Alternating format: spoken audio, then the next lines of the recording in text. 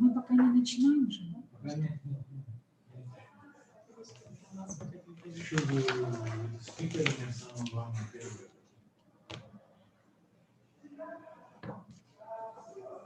Сделай меня во весь экран. Чтобы я была. Они хотят это уже. Правильно я вас поняла? Да. Вот так ты сама делай. Сюда нажимай.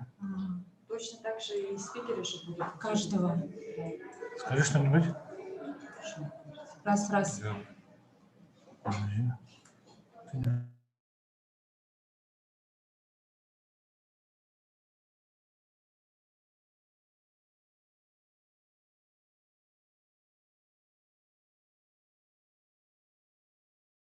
Включи микрофон.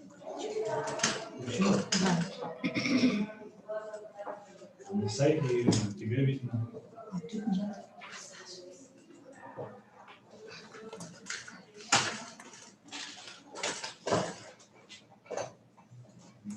А почему так?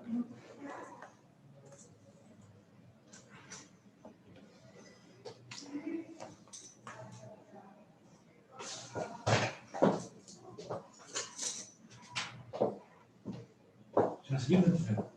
Роберт Сергеев ему. Ты скажи что-нибудь? Доброе утро. Опять не видно, что ли? Нет. Вот смотри, что Как не видно? Слушай, я не помню. все. Все включили, да? Так, можно звук пока выключить.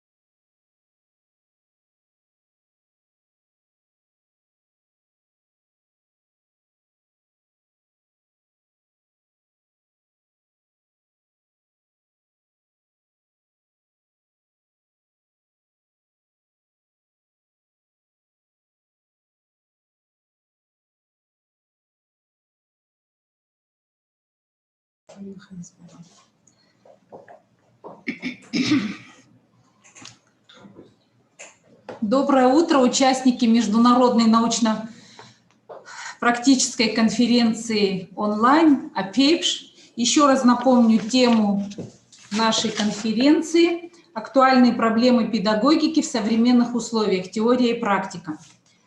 Как меня слышно? Хорошо?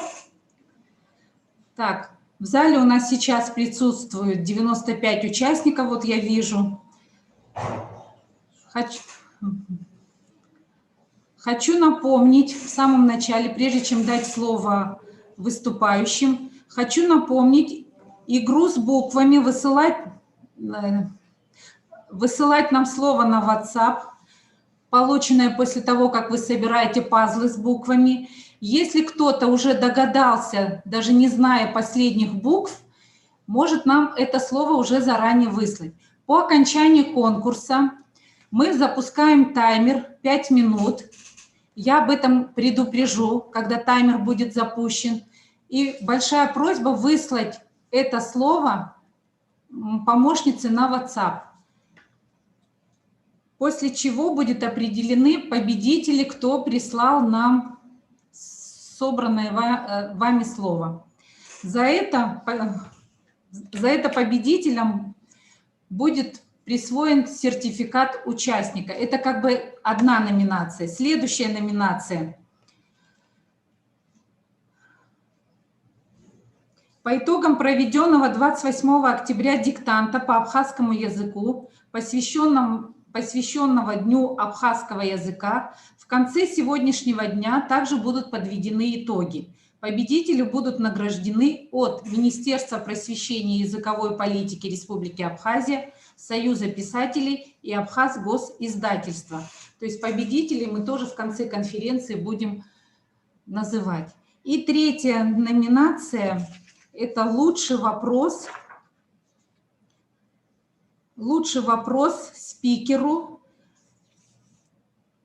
Будут выбраны наиболее интересные вопросы, и от спикера Забалуева Артема Анатольевича будет в подарок книга «Как вырастить счастливого и здорового ребенка», а от спикера Берсеневой Анны Александровны будет курс по правильному питанию, а также она подготовила подарки, рецепты полезных десертов. Желающие могут получить этот подарок и написать ей на WhatsApp или Instagram.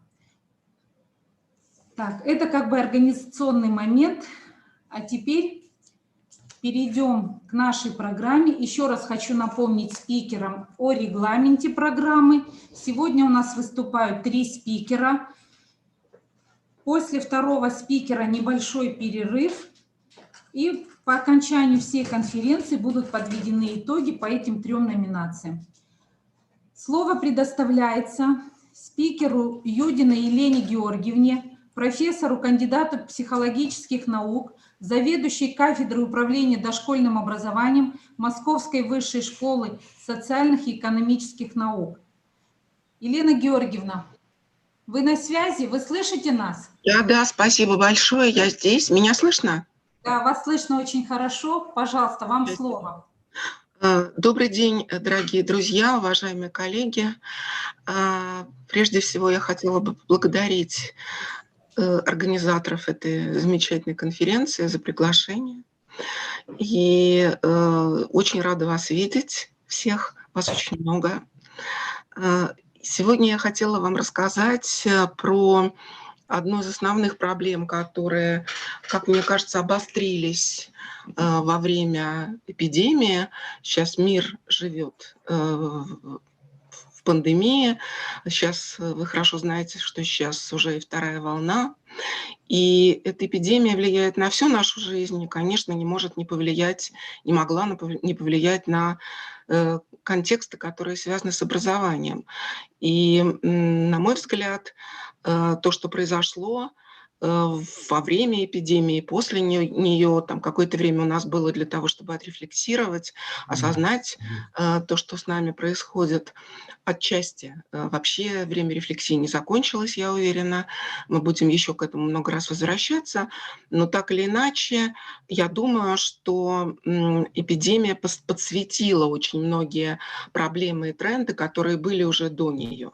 Так та проблема, которую я хочу сегодня коснуться, она тоже, разумеется, не новая. Это проблема взаимоотношения семьи и образовательной организации. Ну, в моем случае я в основном буду говорить про дошкольную образовательную организацию, про детский сад, но чуть-чуть буду касаться и школы, потому что, конечно, дошколка – это всего лишь один из уровней образования, и, разумеется, он встроен во всю систему. Это так в нашей стране, не только в нашей стране. И, конечно, эти ступеньки, они между собой, безусловно, связаны. Вот я сейчас переключусь на презентацию.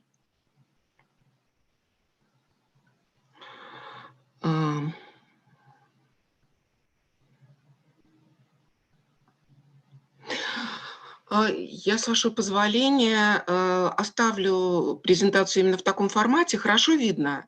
Я не буду делать во весь экран, потому что я тогда не смогу видеть вас. Хорошо видно? Нормально? Очень хорошо, спасибо. Итак, вот вы видите тему презентации. Жизнь после эпидемии – это как раз и есть тот фокус, та оптика, через которую мы можем увидеть очень много, что с нами произошло во время эпидемии, и подумать над тем, что имеет смысл делать дальше. Конечно, как я уже сказала, проблема вовлечения семьи в практику работы детского сада или школы, это достаточно современная проблема, она не новая. Она довольно часто в последнее время все чаще обсуждается. И единственное, что имеет смысл заметить для того, чтобы начать этот разговор, это то, что я уверена, что если мы хотим выстроить какой-то диалог с семьей из системы образования, то нам нужно понимать, а что, собственно, волнует родителей, что их тревожит, что их интересует. Ну, вообще, родители, конечно, разные, их интересует немножко разное, и тем не менее есть общие вещи. И вот то, что здесь написано, я думаю, что это интересует или тревожит всех родителей. Все родители хотят, чтобы ребенок был успешен на каждом этапе жизни. Но в этой ситуации, сейчас, извините, я немножко подниму. Так видно? Угу. Важно понимать, что мы понимаем под успешностью. Что мы имеем в виду, когда говорим, что, конечно, мы работаем на то, чтобы ребенок был успешен. И в этом месте мы вроде бы должны быть в одном поле понимания с родителями. Но вот смотрите, такой маленький анализ, небольшой.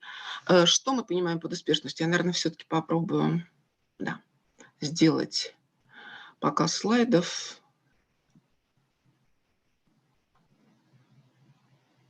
Вот так, да, отлично. Что мы понимаем под успешностью и на что ориентируется семья? Но не только семья. Мы тоже, мы из системы образования тоже находимся в том же контексте. Мы понимаем, что перед нами два вида результатов. Ну, успешность – это это представление о некоторых полученных ребенком или образовательных, или уже даже шире жизненных результатах. Два вида результатов, которые могут зафиксировать успех. Это, во-первых, успех реализуемого дела, и его можно назвать содержательной успешностью. Да? И второй вид результатов – это социальная успешность, это продвижение ребенка. Ребенок-человек – это касается не только ребенка, но и любого человека, в том числе и любого ребенка. Да, даже в детском саду есть такая штука, как, это странно слышать, но, видите, я в кавычки взяла слово «карьера», чем можно как бы измерять да, некоторая социальная успешность ребенка, ну, того, что условно, да, конечно, очень метафорически, мы можем обозначить как карьеру, да, то есть это некоторый статус ребенка и в группе, а самое главное, в глазах педагога, то есть что про него думает взрослый, что про него думает педагог, насколько он оценивает его там перспективы и способности, ну и так далее. Это длинный большой разговор, у нас совсем про это нету времени, я думаю, что вы поняли, что имеется в виду. Итак, содержательная успешность и социальная успешность. Содержательная – это то, про что мы с ним разговариваем, то, чему мы его учим, то, что он может сделать внутри нашего программного содержания. В идеале эти два вида успешности, они друг друга поддерживают. То есть социальная успешность работает на содержательную и наоборот. Однако в реальности это не всегда так. Они довольно часто конфликтуют. И основная проблема здесь, спрашиваем ли мы ребенка, чего он хочет. Потому что если мы говорим про социальную успешность, да, на которую довольно часто в последнее время начинает работать и то, что мы называем содержательной успешностью, то есть то, что ребенок может, знает, умеет, там, делает, да, отвечая на наши, в том числе там, требования или просьбы, ну, если мы обратимся все к ожиданиям родителей, то мы видим, что представления об этой содержательной успешности, они такие, причем уже давно, к сожалению, на мой взгляд, к сожалению, такие, что родители представляют себе некоторое действительно карьерное продвижение ребенка. И мы все хотим, да, чтобы наши дети вот прям сначала самый лучший детский сад, потом самая лучшая школа, потом самый лучший вуз, а потом, видимо, ему нужно будет стать президентом Российской Федерации. Всем детям нужно будет стать президентами. Ну, легко посчитать, сколько у нас президентов. Он у нас один.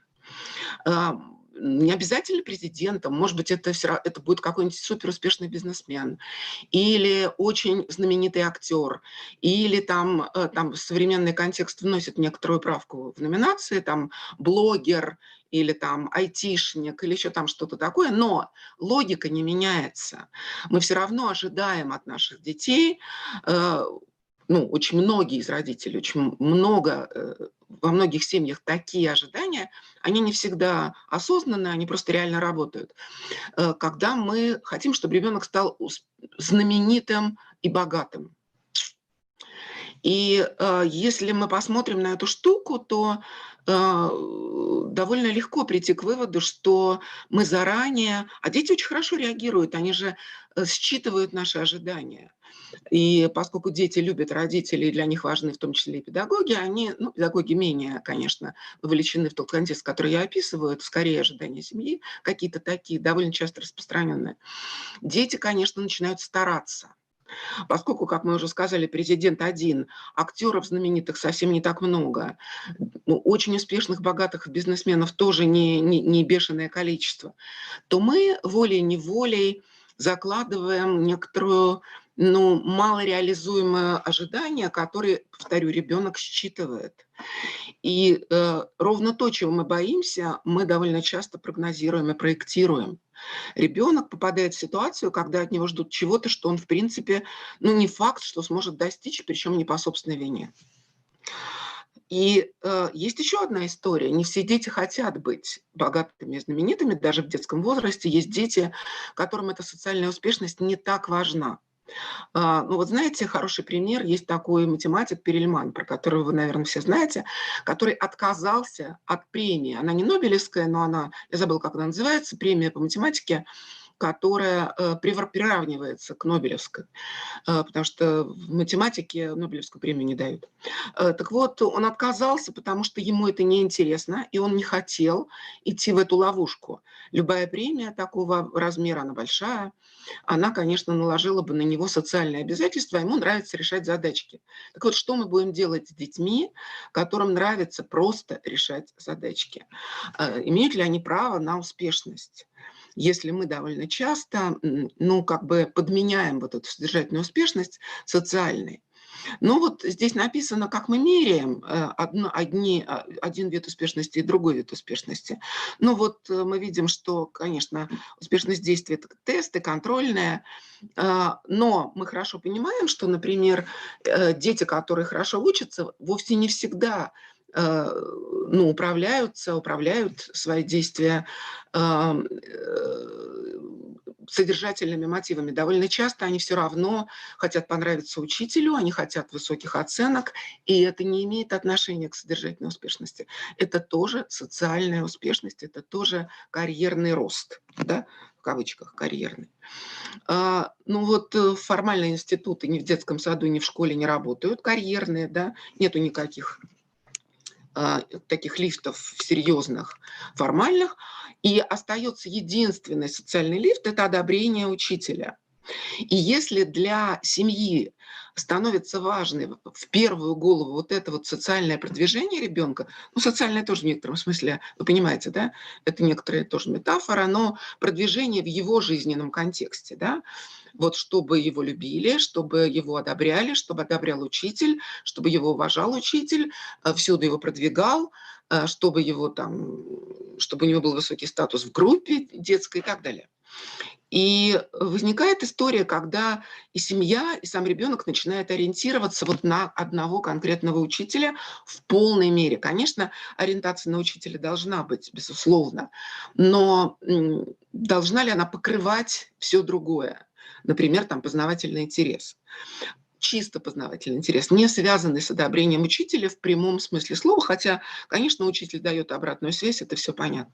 Так вот, такая ориентировка, конечно, не всегда работает на развитие ребенка. И это одна крайность, когда семья полностью подчиняется точке зрения учителя. Ну, не будем лукавить, учителя тоже разные, они тоже люди, все бывает. А другая крайность – это противостояние семьи и, условно, школы или детского сада.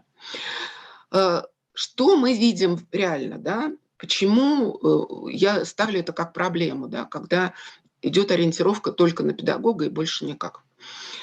Дело в том, что мы живем в век неопределенности. Во время эпидемии это стало так очевидно, что это даже не надо лишний раз повторять. У нас постоянная проблема с планированием, горизонт планирования все ближе и ближе. У нас раньше-то были проблемы, не проблемы, а мы понимали, что в 21 веке наша уверенность в будущем, которая была характерна в большей степени для еще 30-35 лет назад, даже 25-20 лет назад, она сильно поменялась. Мы уже привыкли к тому, что многие из нас могут потерять работу довольно быстро. Быстро в смысле неожиданно, да? Например, да? И уверенность в будущем, она, разумеется, нет. Подорвана была уже до всякой эпидемии. Сейчас ситуация вот с неопределенностью, вообще с этой инфекцией и все, чего мы можем ждать, это очень сильно влияет на нашу жизнь, это очень сильно влияет на социальную ситуацию, в которой мы живем. Мы начинаем горизонт планирования прям очень сильно придвигать к себе. И бывает, что планируем на день. Или максимум до конца недели, и в лучшем случае эти планы могут быть реализованы. Очень много неожиданных факторов, которые мы не управляем. Они от нас не зависят. Так вот, вот эта вот история, когда возникает вот эти проблемы с современностью, современной жизнью, она нас в некотором смысле лишает даже права говорить ребенку как надо. Раньше мы говорили, это такая традиционная модель, которая позволяла нам рассказывать ребенку, как устроен мир, как надо, а сейчас мы не во всем можем понимать, как устроен мир, и мы уже не до конца имеем право диктовать ребенку, да, рассказывать ему. Иногда это тоже уже такой не новый дискурс, мы начинаем понимать, что дети лучше нас ориентируются в некоторых аспектах этого современного мира. Но все, что связано с цифрой, все, что связано с айтишной ситуацией, да, это, конечно, мы знаем, да, вот эта вот знаменитая история, это действительно немножко другое поколение, дети не изменились, природа ребенка та же, я уверена, но изменился мир. И поскольку они были рождены сразу в этот новый новый мир, они, конечно, немножко по-другому к нему, ну, по-другому в нем живут, по-другому в него встраиваются. Знаменитый пример, когда ребенок, девочка, подходит к окну изнутри комнаты, а с улицы туда села бабочка, и девочка делает вот так, да, потому что она хочет рассмотреть бабочку, и она пытается ее расширить по стеклу. Да? Это такая байка, которая уже давно гуляет по образовательному сообществу. Это одна из замечательных иллюстраций, как дети от нас отличаются. Она видит некоторые изображения, и для нее естественный вот этот вот жест взять и расширить эту бабочку. То, что есть бабочки в компьютере, то, что есть бабочки, те, которые живые и реальные, ну, она не очень видит это различие, ну, пока не видит. Один из основных трендов в современном образовании таким образом это изменение вот этой традиционной модели, индустриальной модели, которая возникла в индустриальный век, отношений между, смотрите, даже не столько между семьей и образованием, хотя это следствие, а исходная история, с которой мы имеем дело, это изменение отношений между взрослыми и детьми. Когда мы уже, как я уже сказала, не можем всерьез и полностью претендовать на то, что мы можем ими абсолютно в ручном режиме управлять. Что происходит как следствие вот этой истории? Скажите, пожалуйста, а когда я должна закончить? Какое время?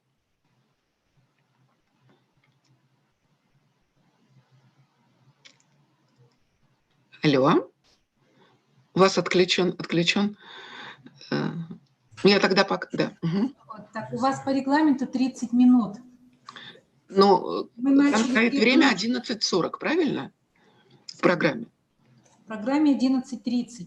11:30 меня мы прислали. можем прибавить, потому что мы начали тоже чуть-чуть позже. Ну да, ну я понимаю, да. Я постараюсь.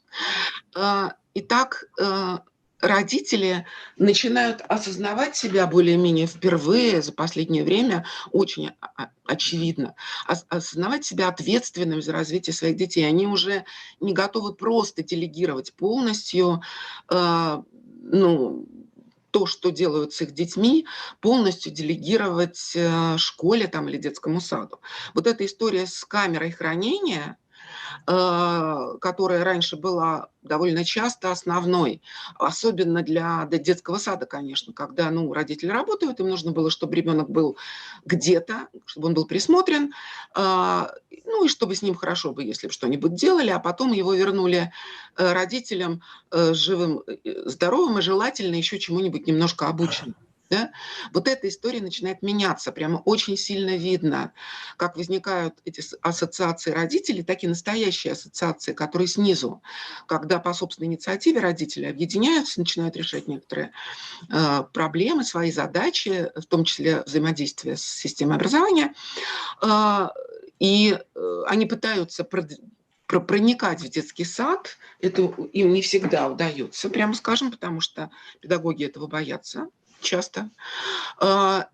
И это все чаще и чаще видно. Я напомню вам, что в стандарте дошкольного образования, государственном стандарте, есть норма, согласно которой детский сад должен полностью открыться обществу, открыться семье.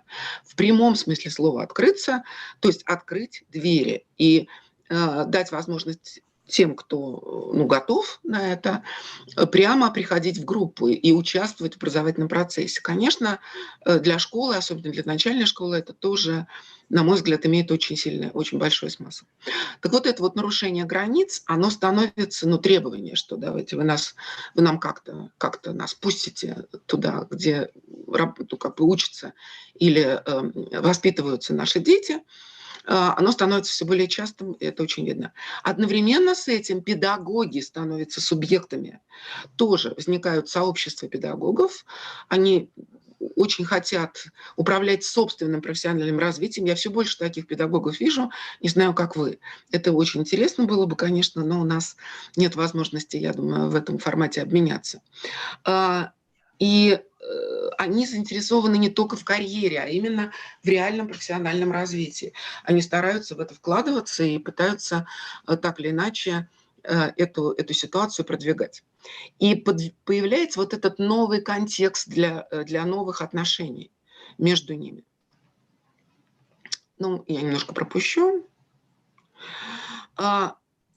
Да, вот на этом чуть-чуть остановлюсь, потому что ну, здесь в зале все-таки немножко больше, я думаю, больше педагогов, чем родителей. Это важно. Значит, что препятствует вот этому контакту, который очень важен, в том числе для детей и в том числе для самих педагогов?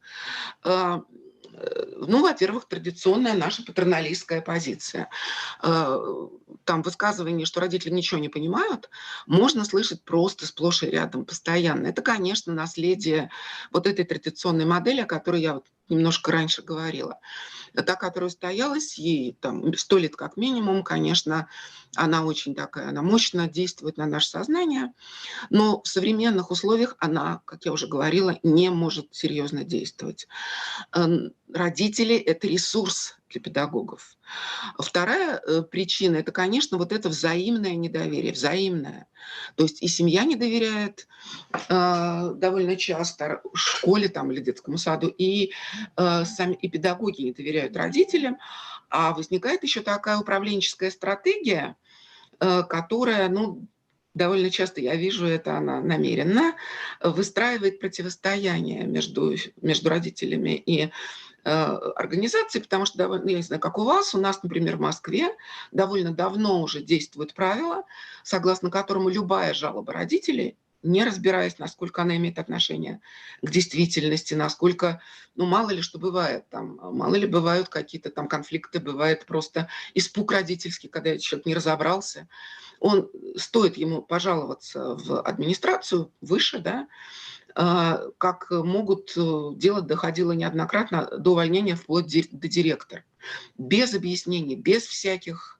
Это такая технология управленческая. Там педагоги, вообще детский сад и школу начинают бояться родителей, вместо того, чтобы с ними блокироваться, чтобы с ними вступать в отношения партнерства. И вот эта самая история про риски, которые, конечно, возникают, но я думаю, что педагоги не очень правильно их оценивают, потому что на самом деле, ну да, некоторые риски есть. Конечно, мы не любим пускать посторонних, когда мы слушайте, я сама, в общем, преподаватель, я читаю лекции, я понимаю, что когда кто-то есть у меня в аудитории, кроме студентов, то вроде как, но сейчас уже меня это совершенно не смущает. У нас есть такая прям абсолютно такая норма. Мы ходим друг к другу на лекции, на занятия. Вот, и это становится абсолютно нормальным. Но исходно, конечно, есть некоторый вопрос, а что тут человек этот делает? Глаза, уши, там лишние глаза и так далее. Может, а вдруг контроль, а вдруг там потом что-то и так далее. Это, конечно, понятное опасение, но они совсем не так вероятны, как казалось бы, с точки зрения, ну, в случае родителей. С другой стороны, есть огромное число ресурсов, которые возникают после того, как вот это, ну, если открывается группа или класс, открывается семья.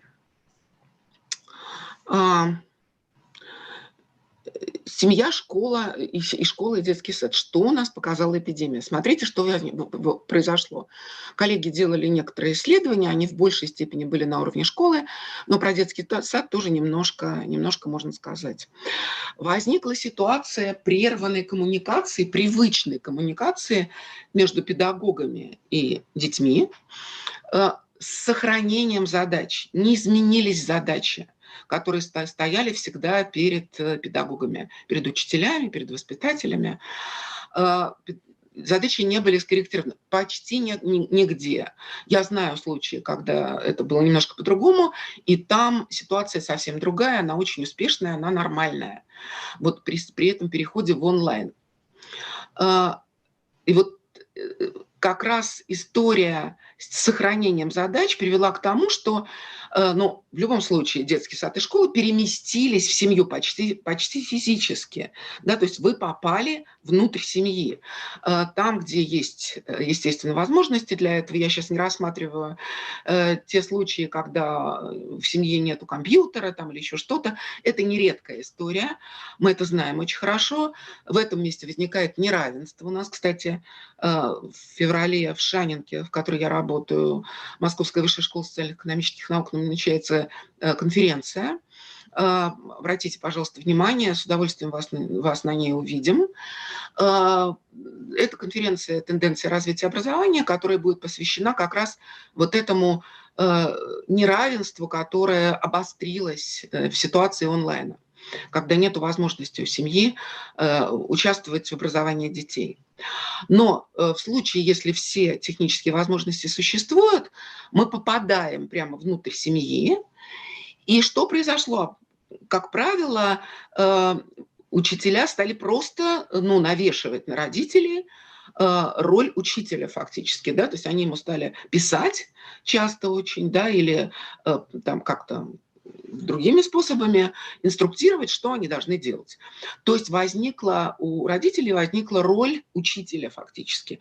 Такого очень странного учителя, который для своего ребенка, который внутри семьи, который не очень понимает, как это делается, не очень понимает, какие задачи стоят. Просто ему говорят, там, вот вы должны провести вот такое занятие, ребенок должен сделать то-то и то-то.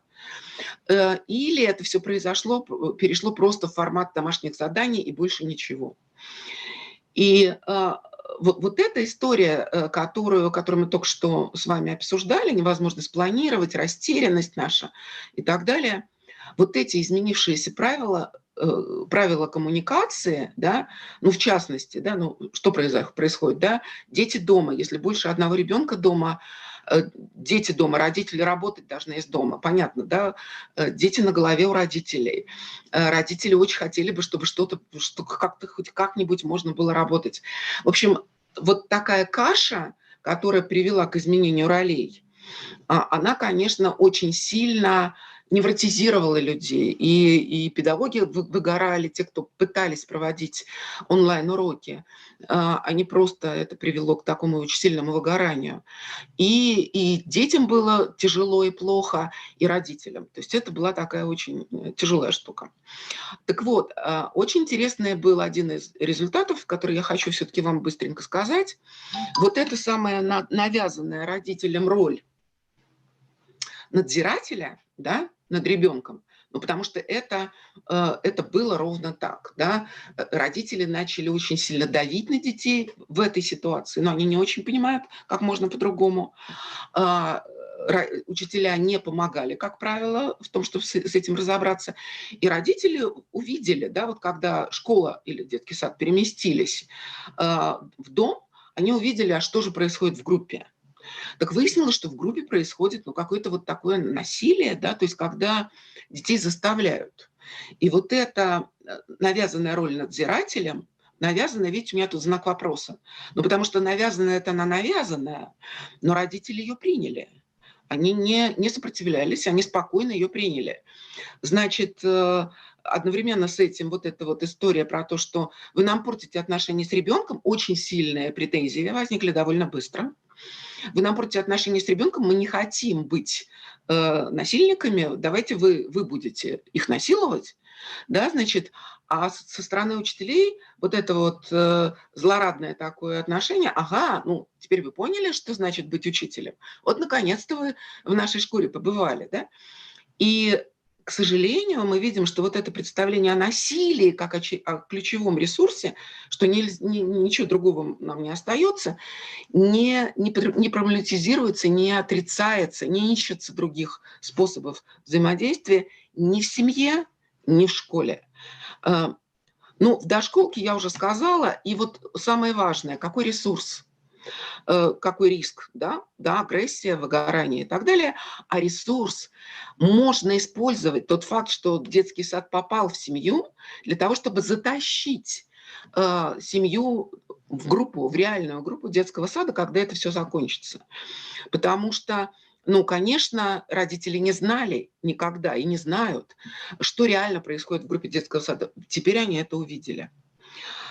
Ну, вот эта история, окей, важно, чего реально хотят родители. Я вам покажу очень быстренько результаты нашего очень такого уже длительного исследования. Это лонгитюд, мы его проводим уже порядка 7 лет.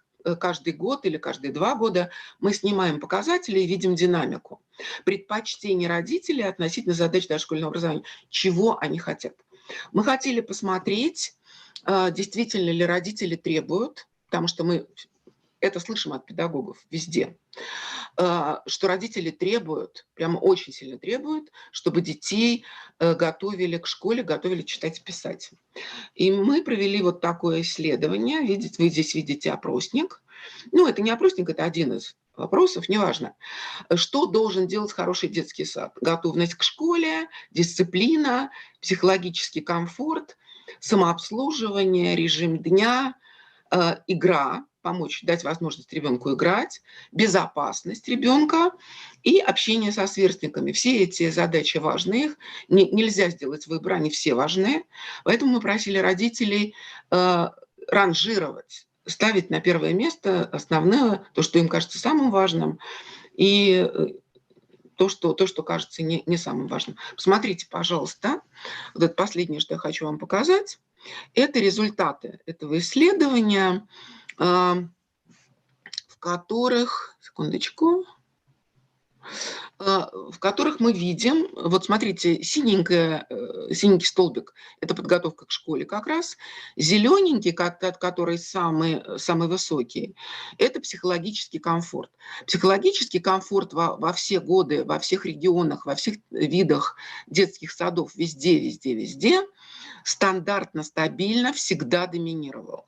Конечно, родители не сошли с ума, и психологический комфорт доминирует над всеми остальными задачами, ну, которые вы тоже видите, что некоторая история здесь есть. Например, безопасность за последние годы очень сильно выросла. Конечно, это такая картина, в общем, скорее такое тревожного отношения к тому, чтобы беречь ребенка. Второе место, безопасность, она была на 5-м, еще там лет 5-7 назад. Ну, интерпретируйте сами, у меня уже нет на это время. Конечно, очень высокая тревожность семьи относительно безопасности ребенка.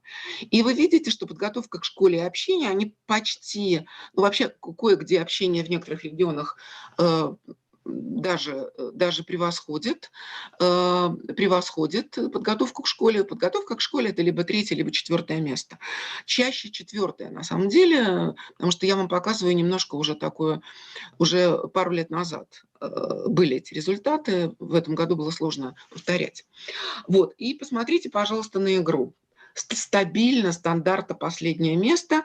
Родители не понимают важности игры в дошкольном возрасте. Ну вот, собственно, вот эта вот картинка, которая, с моей точки зрения, хорошо показывает вот эту тревогу, что, ну, ребенка, если мы так сильно тревожимся за ребенка, то, конечно, его надо просто замотать вот в этот вот скотч и уже никуда не отпускать, потому что, ну, конечно, очень сильная тревога за безопасность ребенка, конечно, будет мешать его развитию. Спасибо большое. Извините за то, что я несколько перебрала.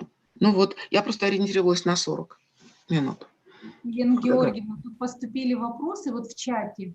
У вас тоже есть возможность их читать и видеть? Да. Могут ли родители вмешиваться и как-то контролировать процесс в детском саду, предъявлять претензии? Это от Филиппа Пачуля. Смотрите, мне кажется, что функции родителей, если мы их воспринимаем как партнеров, конечно, не в контроле. Они стремятся контролировать ровно потому, с моей точки зрения, что у нас нет контакта серьезного, что мы не открываемся к ним, соответственно, возникает недоверие. Это действительно довольно часто возникает, но обратите внимание, пожалуйста, что... Ну вот когда нам, например, говорят, что все родители требуют, чтобы детей, прямо не приходя в сознание, готовили к школе, ну, в смысле учили писать, читать и так далее, маленьких детей, не спрашивая их ни о чем, не спрашивая про их интересы. Это то, что мы видим от особо тревожных родителей. Но если вы работаете в группе детского сада или в классе, вы знаете, что у вас таких родителей, ну, 3, но если вам не повезло, ну, 4, чаще 1-2. Но именно их видно. Они очень тревожные, они очень так сильно себя заявляют.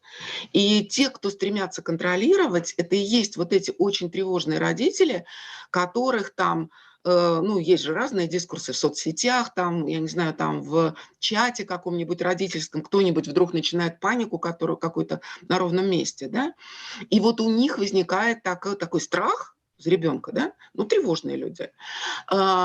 Но их немного, да, понимаете. Есть способы и их тоже каким-то образом привести в сознание. И этот способ один, поверьте мне. Вы можете там до второго пришествия их переубеждать, это бесполезно. Нужно, чтобы они сами увидели, что у вас все нормально, и что вы не боитесь. Ну, еще раз, да, конечно, это нелегко. Конечно, открываться тяжело, это постепенно происходит.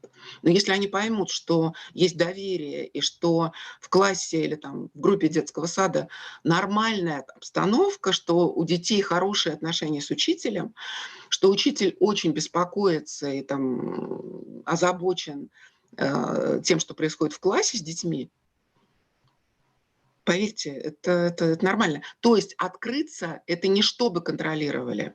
Открыться – это чтобы они стали вашими единомышленниками и стали вам помогать в случае, если вам это нужно. Ну вот я не знаю, ответила ли я на вопрос. Спасибо, ответили.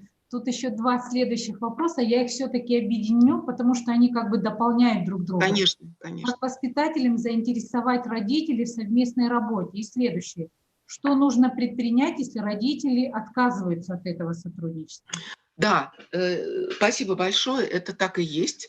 Они всегда отказываются сначала, ну не все, есть вот эти тревожные, которые скорее захотят, да, есть ненадолго захотят, потому что когда выяснится, что нужно, ну, что вот мы вам открываемся, и вот смотрите, да, вот давайте вместе, да, то есть нужно не просто сидеть и контролировать, а нужно что-то делать, но не все готовы, а родители, конечно, они заняты, они считают, ну, что это ваше дело, а это наше дело.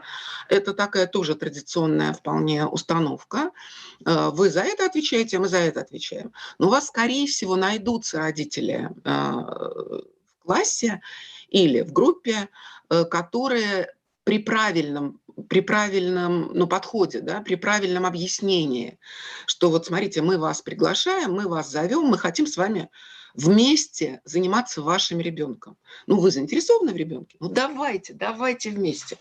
Вот такие точно найдутся, и они выступят такими, знаете, это точно, я вам это рассказываю не просто теоретически, я это давно наблюдаю, мы это давно делаем.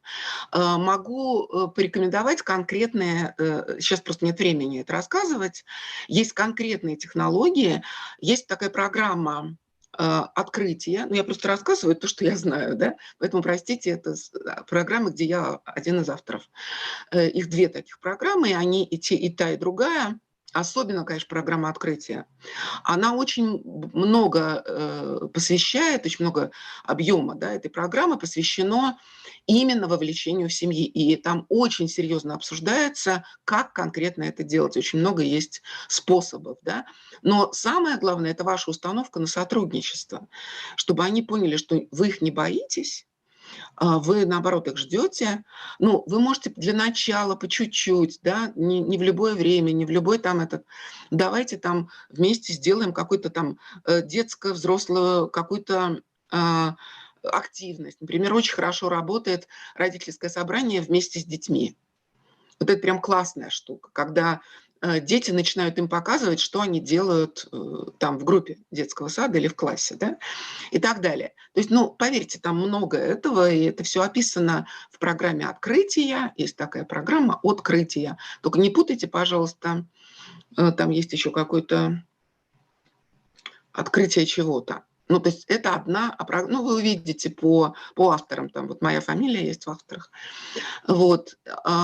И есть еще и методические рекомендации, в которых вот эти вот конкретные, конечно, шаги, ну, потому что программу «Открытие» можно увидеть на сайте ФЕРО, вы знаете, да, навигатор, программ дошкольного образования, но там, как в любой программе, не очень много конкретных форм, хотя есть. Есть, они там описываются.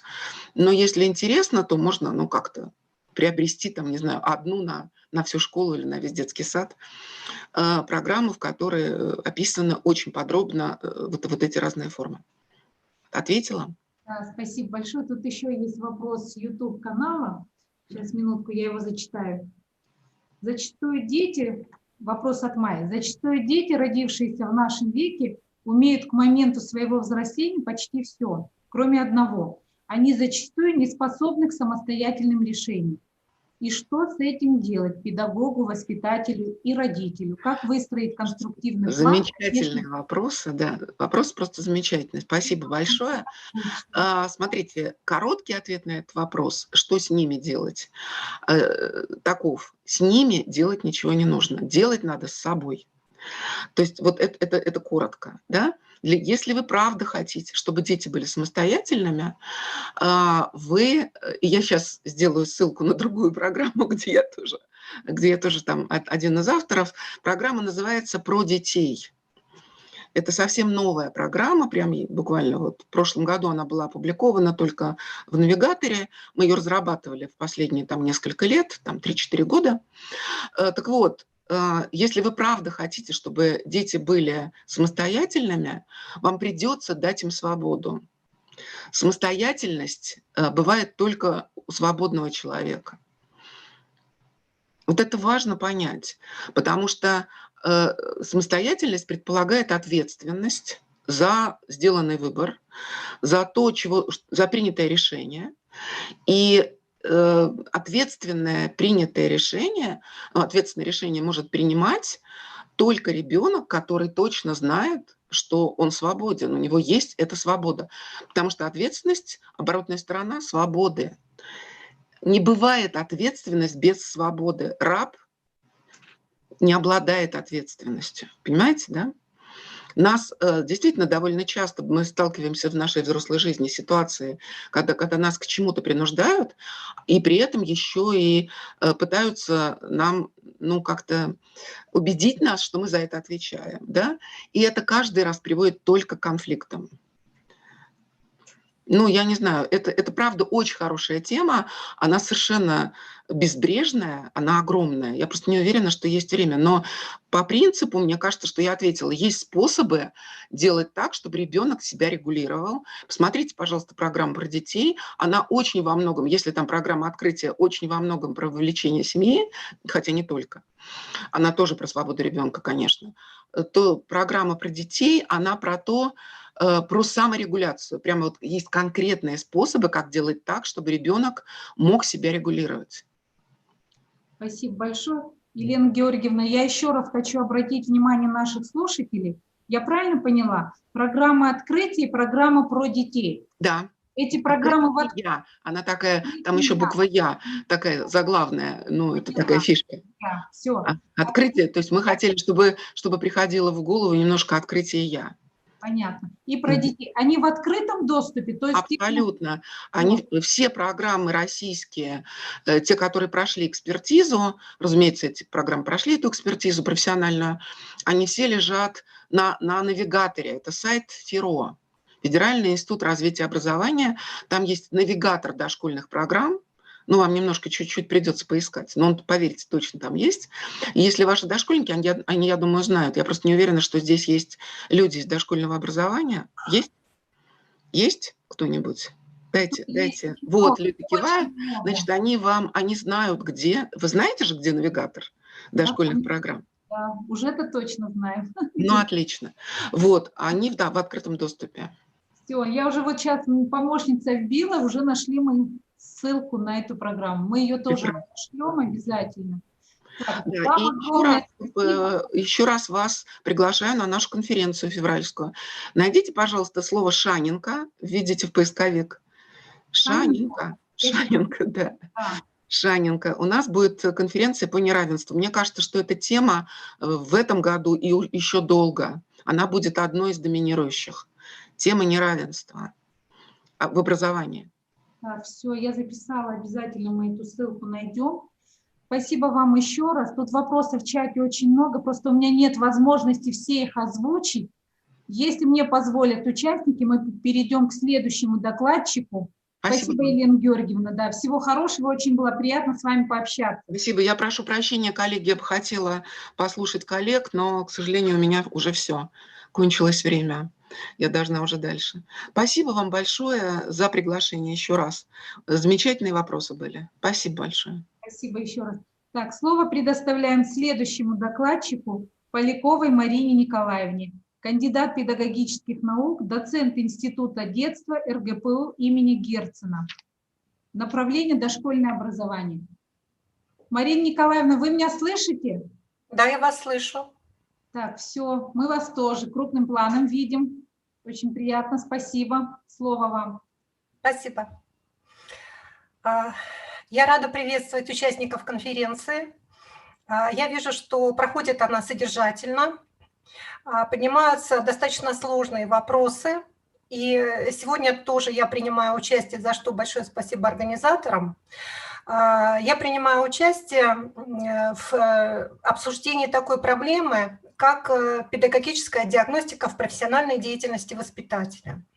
Я надеюсь, что часть содержания будет интересна также и учителям, потому что педагогическая диагностика – это одна из основных компетенций педагога.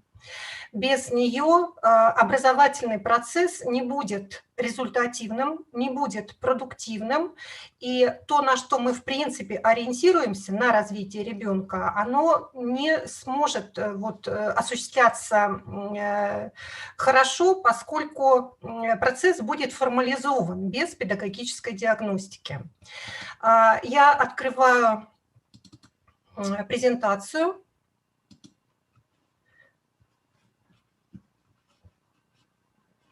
Появилась, да, презентация на экране? Угу.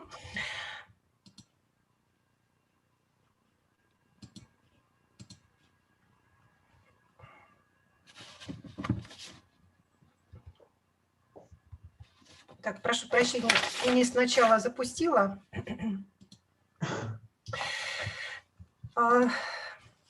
Итак, что это такое?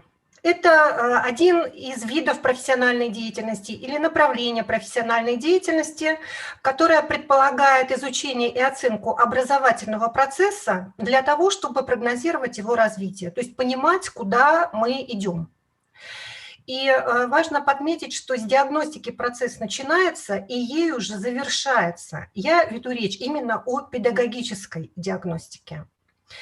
Начинается потому, что нам важно понять, в каком состоянии, например, представление ребенка для того, чтобы транслировать какое-то содержание. Нам важно понять, что умеет, что не умеет ребенок для того, чтобы предлагать какие-то варианты деятельности. А когда завершается, собственно, деятельность, да, завершается образовательный цикл, нам важно понять, а что изменилось. То есть есть ли приращение каких-то умений, представлений, изменяется ли отношение ребенка к каким-то моментам, которые мы хотим взрастить, воспитать. И, как я уже сказала, умение осуществлять педагогическую диагностику – это базовое умение педагога.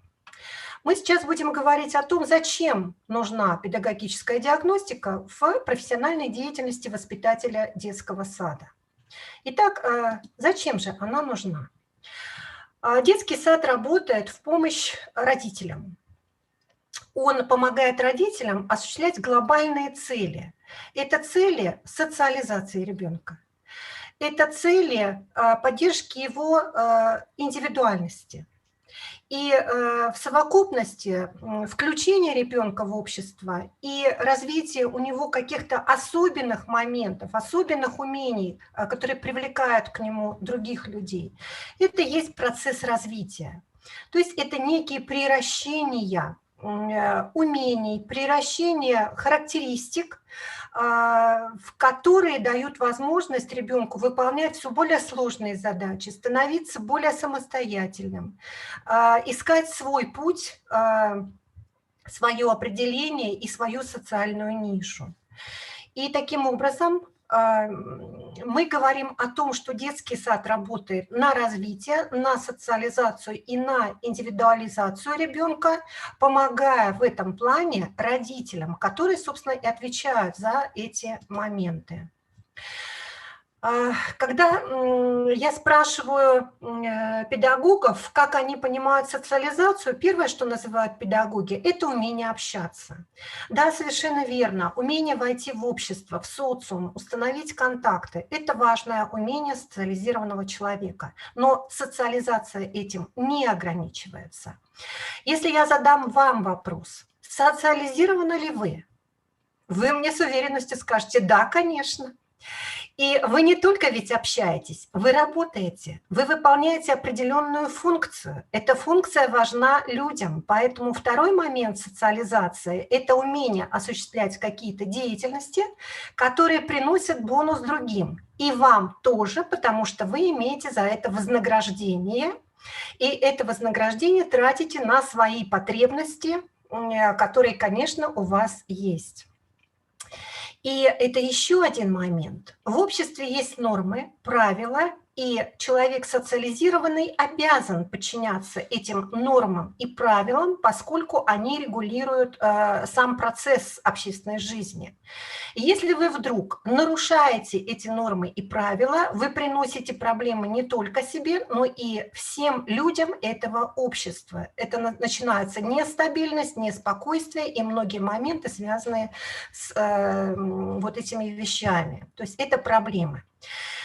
Вот все эти моменты касаются и дошкольника, где мы решаем задачу социализации. То есть это, конечно, умение общаться с другими детьми, со взрослыми, это умение осуществлять разнообразные деятельности, ну, в том формате, который это доступен возрасту ребенка, и это освоение и соответствие определенным нормам и правилам социальной жизни, которые есть в кругу, в котором растет ребенок, да? Есть, конечно, момент культуры, который сказывается, национальной культуры, государственной культуры, и эти нормы и правила могут отличаться в разных частях мира, но тем не менее это есть, и мы это транслируем детям. Если мы говорим об индивидуализации, это абсолютно, наверное, противоположный процесс, когда человек выключает себя из общества, он становится не таким, и какие-то моменты этой нетакости, они привлекают других. То есть это многообразие развития, и социализация, и индивидуализация, она дает, наверное, устойчивость обществу, потому что дает разные варианты, из этих вариантов уже можно выбирать. То есть нам интересны какие люди? Которые транслируют какие-то вещи, незнакомые, может быть, да, которые одеваются, может быть, не так. То есть это люди, которые дают новизну в нашем понимании, они этим интересны, и мы называем это индивидуальность. И очень важно в ребенке эту индивидуальность увидеть, взрастить, поддержать, потому что тем самым ребенок будет интересен другим. Заметьте, эта индивидуальность социальная, то есть та, которая не разрушает, а та, которая созидает. И у нас, конечно, встает проблема. Как нам понять, происходит ли процесс социализации? Происходит ли процесс взращивания индивидуальности ребенка? Происходит ли вообще процесс развития ребенка? Вот именно на эти вопросы нам помогает ответить педагогическая диагностика. И сегодня я веду речь о двух направлениях педагогической диагностики, которые встречаются в профессиональной деятельности педагога, в том числе воспитателей детского сада. Первое направление – это педагогическая диагностика как инструмент познания ребенка для того, чтобы его понять. Вот в науке существует такое понятие – предмет труда. В профессии педагога тоже есть свой предмет труда. И как бы это ни странно звучало, предметом труда педагога является ребенок. Мы этого ребенка меняем, используя инструменты. Нашими инструментами являются наше взаимодействие с ребенком, Технологии образовательные, методы, приемы, средства, формы организации – все это наши инструменты. И если мы их используем правильно, то мы меняем ребенка очень хорошо. Он растет интересным, он растет самостоятельным, он растет многоумеющим. И это человек, который очень важен для общества, и ему в этом обществе комфортно. Он меняет и меняется. Вот именно с этой точки зрения нам важно понимать ребенка и верно использовать инструменты. И второй акцент, который я сегодня хотела бы сделать, это второе направление педагогической диагностики. Это диагностика как оценка. Оценка обученности, оценка воспитанности и оценка развития, социализации и индивидуализации ребенка. Об этом мы и будем говорить.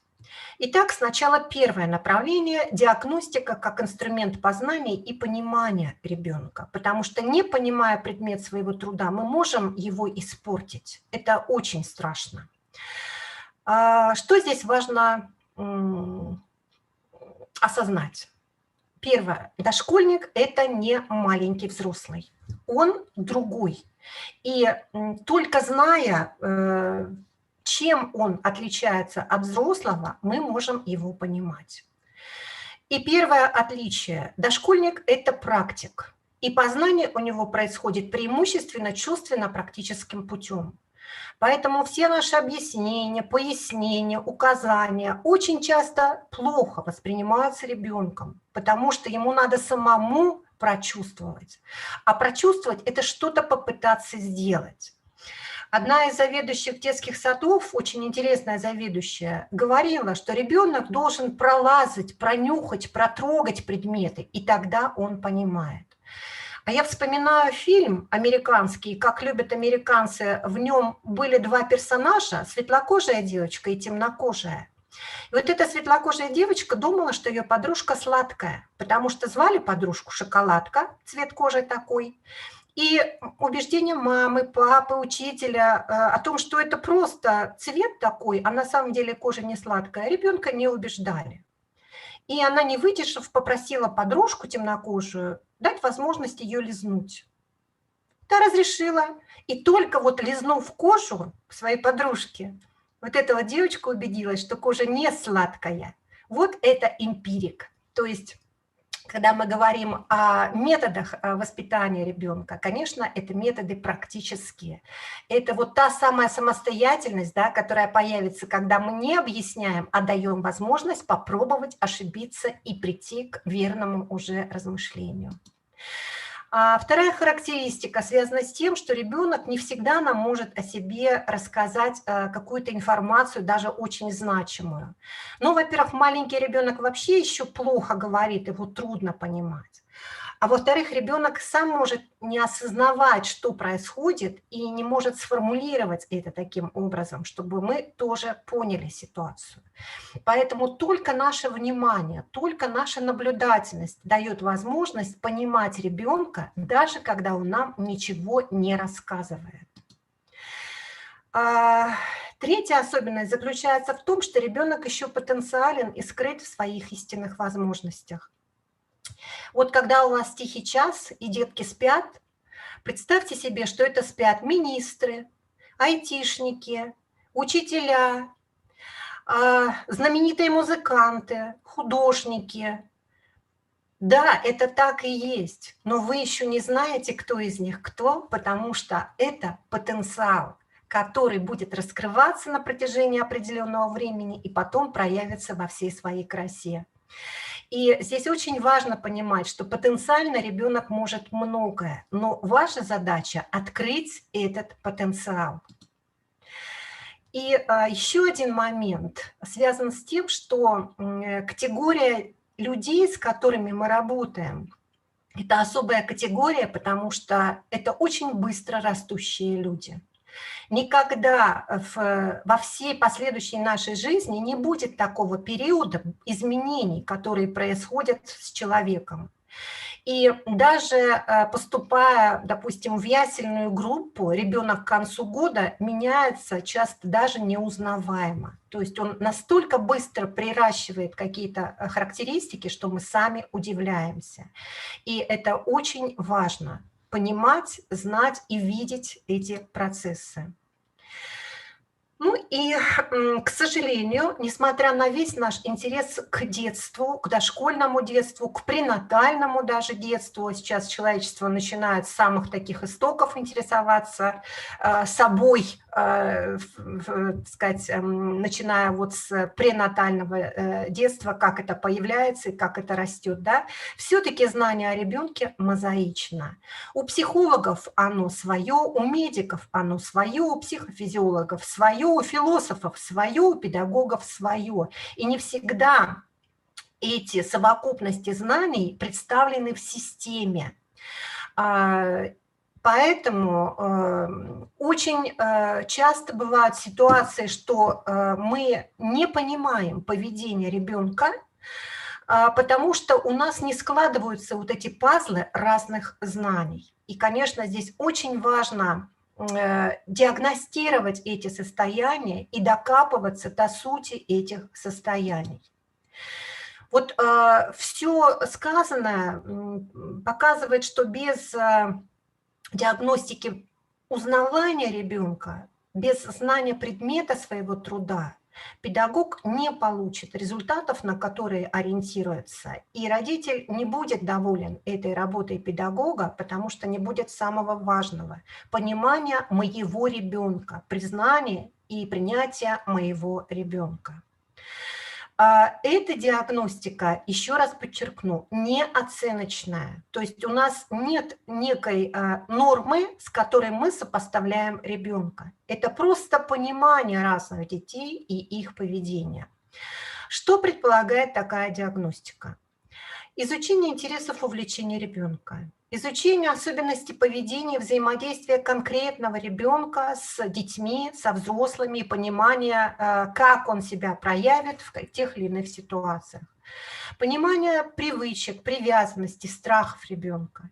И все это помогает воспитателю найти более содержательный, более тесный контакт с ребенком, увидеть особенное и индивидуальное в ребенке и поддержать это.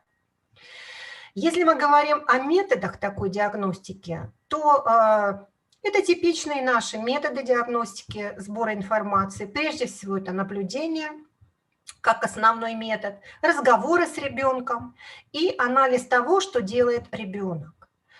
Где отражается это все?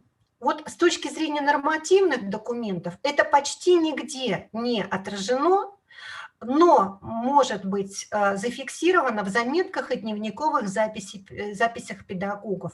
Я посоветовала бы вам вести пусть хаотичные, отрывочные такие заметки и перечитывать их время от времени. И вы увидите, как в течение нескольких лет меняется и сам ребенок, и меняется поколение детей. Вам это будет помогать в профессиональной деятельности.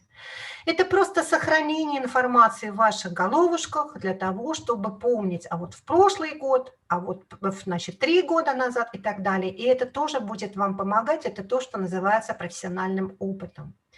И также есть фотофиксация, видеофиксация, которые могут вкладываться в портфолио группы, в портфолио ребенка и видеть, как ребенок изменяется от года к году. Результат такой диагностики – это прежде всего понимание ребенка, понимание его выборов, понимание характеристик поведения и поддержка индивидуальности ребенка. Коротенький прием. Диагностика индивидуальности по анализу любимой игрушки. Вот наблюдательность – основная характеристика профессиональной черты, да, педагога. Педагог, в принципе, обязан быть наблюдательным. И игрушка ребенка, любимая игрушка, может многое о нем рассказать. Мы со студентами проводили такую вот практику. Они посылали фотографии своих любимых игрушек. И вот одна из игрушек.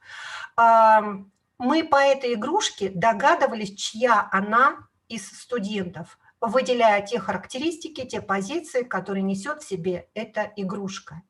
И посмотрите, студент – это взрослый, в принципе, человек, но игрушка сохранилась. Она бережно сохраняется этим студентом, она была дорога. И эта игрушка свидетельствует о том, что человек маленький был иногда одинок. И эта игрушка защищала его, она помогала преодолеть страхи.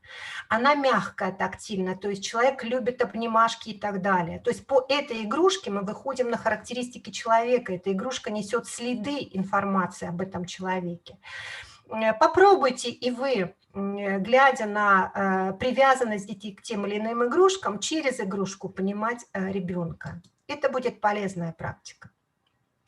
Второе направление, о котором я хотела сказать, это оценочная диагностика. Это та диагностика, которую мы чаще всего отражаем в наших документах. Это диагностика того, как ребенок осваивает деятельность, как осваивает способы и средства этой деятельности, способы и средства познания и общения. Это представление о мире, это умение себя обслужить, это правила поведения, то есть такие основные моменты программы, да, образовательной, которые мы транслируем ребенку. И все это позволяет воспитателю верно определять задачи и успешно их решать, текущие образовательные задачи, то есть это процесс. Если мы говорим о методах, они в принципе те же самые, то есть это анализ, беседы, наблюдения, но и включается такой метод, как диагностические ситуации. Он именно позволяет набрать информацию значимую, и вот перед вами сверху справа один из вариантов такой диагностической ситуации. Младшая группа, представление о животных, значит, животные зимой, животные летом. И надо правильно разложить картинки на вот две подкладки. И, соответственно, воспитатель может зафотографировать результат выполнения ребенком этой деятельности, понимать, насколько верны представления ребенка. Это специальная диагностическая ситуация, которая может выполняться фронтально в рабочих листах, например, индивидуально. Это как вам будет удобно, но она несет информацию о том, насколько ребенок обучен в этом отношении и где нужна поддержка ребенка, если у него что-то не получается. Фиксируем мы обычно в картах оценочного наблюдения и также в индивидуальных и групповых портфолио. Те результаты, которые мы получаем через эту диагностику, используются для корректировки содержания образовательной программы и для изменения инструментов, которые мы используем в обучении и воспитании ребенка. Мы подбираем конкретно содержание, которое важно для этого ребенка, который демонстрирует знание или незнание каких-то моментов. И более сложный вариант оценочной диагностики, когда мы оцениваем уже результаты развития ребенка, то есть те процессы социализации, которые протекают, и то, что научается ребенок глобально делать. Это прежде всего субъектность ребенка. Мы здесь оцениваем умение взаимодействовать, умение вести себя в соответствии с правилами, вот проявлять субъектные характеристики, к которым мы причисляем инициативу, самостоятельность, творчество ребенка, нравственные характеристики, да, сформированные, школьную готовность, как готовность перейти на новый уровень образования, и это момент оценки фактически процессов социализации, да, так, то, как адаптируется ребенок к условиям школы, как включается в эту новую школьную жизнь, это фактически показывает нам, как происходит социализация ребенка, насколько быстро он включается в новую общность. И вот этот вариант диагностики помогает не только педагогу, но и администрации учреждения определять направление совершенствования образовательных условий в детском саду, то есть насколько хорошо сработал педагог, характеристика кадров, в каких моментах требуется обучение этих кадров, насколько среда, которая создана в детском саду, способствует решению этих задач, нужно ли вносить изменения в предметную среду детского сада. Это дает понимание вот данного направления оценочной диагностики. И когда мы говорим о формах и методах этой диагностики, абсолютно те же самые инструменты у нас. Да? Наблюдение, беседы, диагностические ситуации, анализ продуктов детской деятельности. Здесь может еще добавиться анкетирование в определенных случаях, когда мы хотим знать мнение кого-то, да, по этому поводу. И вот здесь как раз педагоги заполняют те самые журналы мониторинга, и оценка ситуации включается в анализ годового плана, в самоанализ работы детского сада, в публичные отчеты, если они ведутся в детских садах.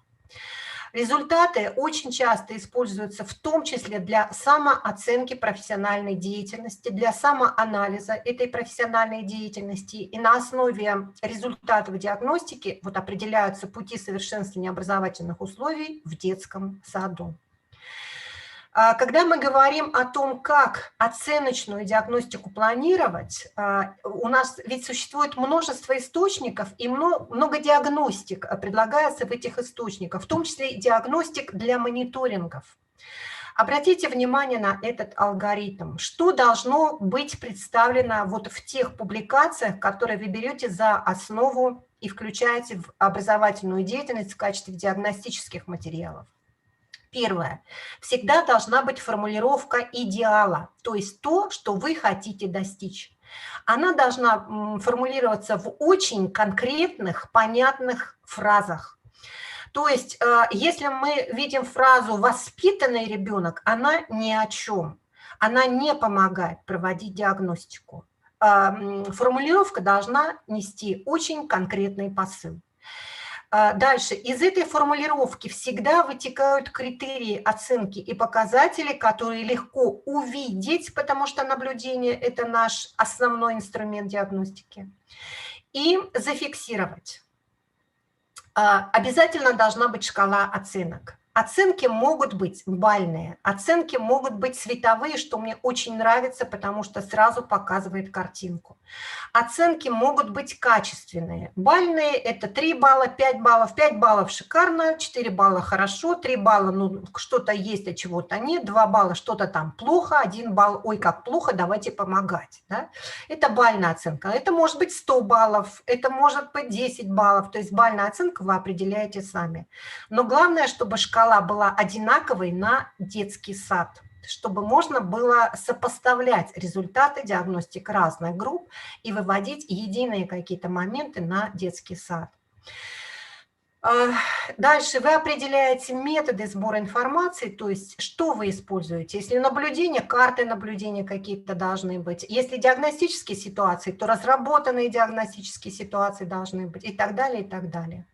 Дальше, собственно, проводится диагностика, обрабатываются результаты, и вот формулируются выводы, но этим диагностика не заканчивается. Из этих выводов вы видите, что у вас хорошо, что проблемно. И на этой основе вы формулируете те задачи, которые будет решать учреждение, либо группа, конкретный педагог, по выявленным результатам. Здесь дан пример, который, наверное, вы можете посмотреть чуть позже. Формулирование идеальной нормы, вот ожидаемый результат, и тех оценочных критериев и показателей, которые вы используете, проводя диагностику, в том числе через наблюдение. А что я хотела сказать? Вот эта оценка, она всегда субъективна, по большому счету. То есть она несет в себе вас как оценщика. И, конечно, ваши отношения с детьми, ваше восприятие ваших воспитанников влияет на эту оценку. И она может быть не соответствующей реальной действительности. Я, не раскрывая методики, отошлю вас к книге «Педагогическая диагностика в детском саду». Вот один из авторов этой книги, Елена Георгиевна Юдина, которая выступала до меня. И в этой книжке вы найдете методику педагогической рефлексии, которая называется «Светофор».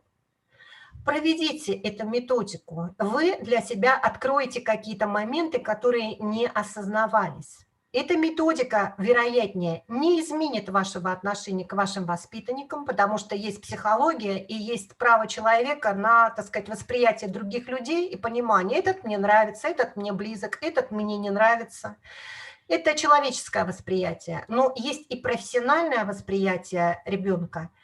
Мы принимаем детей, какие они и есть. Нравится, не нравится, но мы принимаем ребенка, и нам важно понять эти проявления ребенка. Эта методика вам поможет в оценочной деятельности и повысит объективность оценочных результатов. И когда мы говорим о принципах педагогической диагностики, я их не буду все раскрывать. Я остановлюсь на принципе объективности.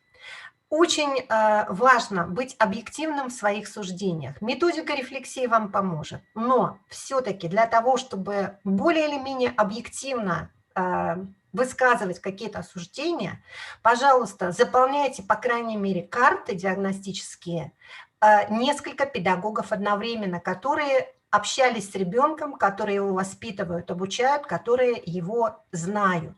Для того, чтобы это было совокупное мнение, а не мнение одного человека. 2 воспитателя на группе, заполняете карту вдвоем, а не каждый свои разделы. Это будет правильнее. И тогда принцип объективности будет более или менее соблюдаться. И второй принцип компетентности. Если вы не знаете, как это оценивается, не оценивайте, используя какую-то методику, технологию и так далее. Разберитесь, пожалуйста, в ней. Не влезайте в дела, которые для вас непонятны. И поэтому я здесь говорю о том, что педагогическая диагностика – это диагностика ребенка в образовательном процессе, а не просто диагностика ребенка. Диагностикой ребенка занимается психолог, а мы изучаем ребенка в образовательном процессе. Как он себя ведет, с кем он общается, как он общается, что он любит делать, какие деятельности для него интересны, что он не любит делать, что он избегает. Вот ребенок в образовательном процессе, именно это диагностирует педагог. И еще один момент – персонализация. Понимаете, вот есть дети, которые демонстрируют какие-то вещи, по которым мы думаем, ой, он чего-то отстает в своем развитии. Но есть индивидуальные траектории развития, я вам приведу пример. Собственной дочери и племянницы. Собственная дочь к концу 1-го года жизни проявила огромный интерес к буковкам. Она играла с игрушками, у которых был ярлычок с буковками.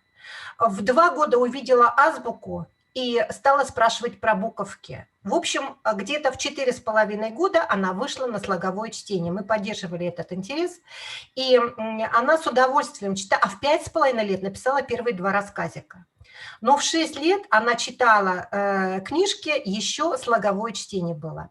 А племяшка до 6 лет вообще не читала.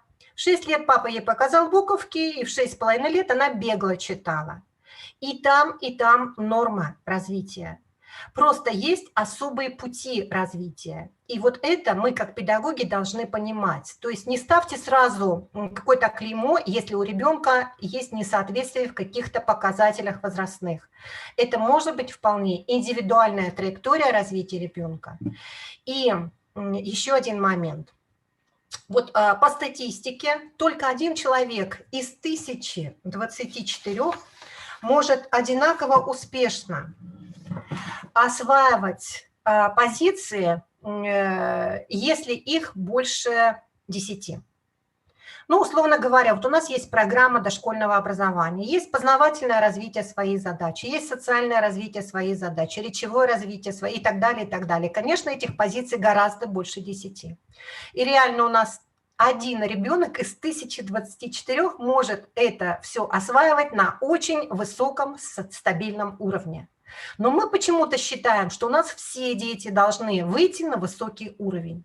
Это не так. Уровень для ребенка – это обычный, нормальный уровень, но у него обязательно должны быть всплески, то есть какие-то деятельности, которые для него наиболее результативны. То есть он должен быть успешным хоть в чем-то, чтобы он чувствовал свою состоятельность, свою успешность. Но абсолютно неправильный подход, когда мы считаем, что все дети должны быть на высоком уровне, а если ребенок не на высоком уровне, то воспитатель работает плохо, и ребенок поэтому не может этого достичь. На самом деле это все индивидуально. Вот я завершила свое выступление, и если есть вопросы, то я могу на них ответить.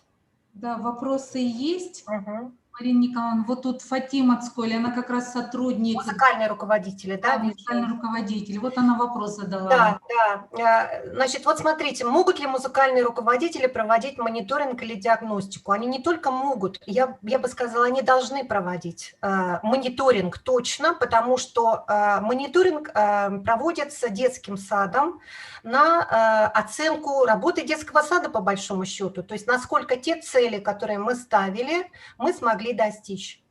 Мы же не делаем каждый свою работу, не обращая внимания на работу других педагогов. У нас единая задача – развитие, социализация, индивидуализация ребенка.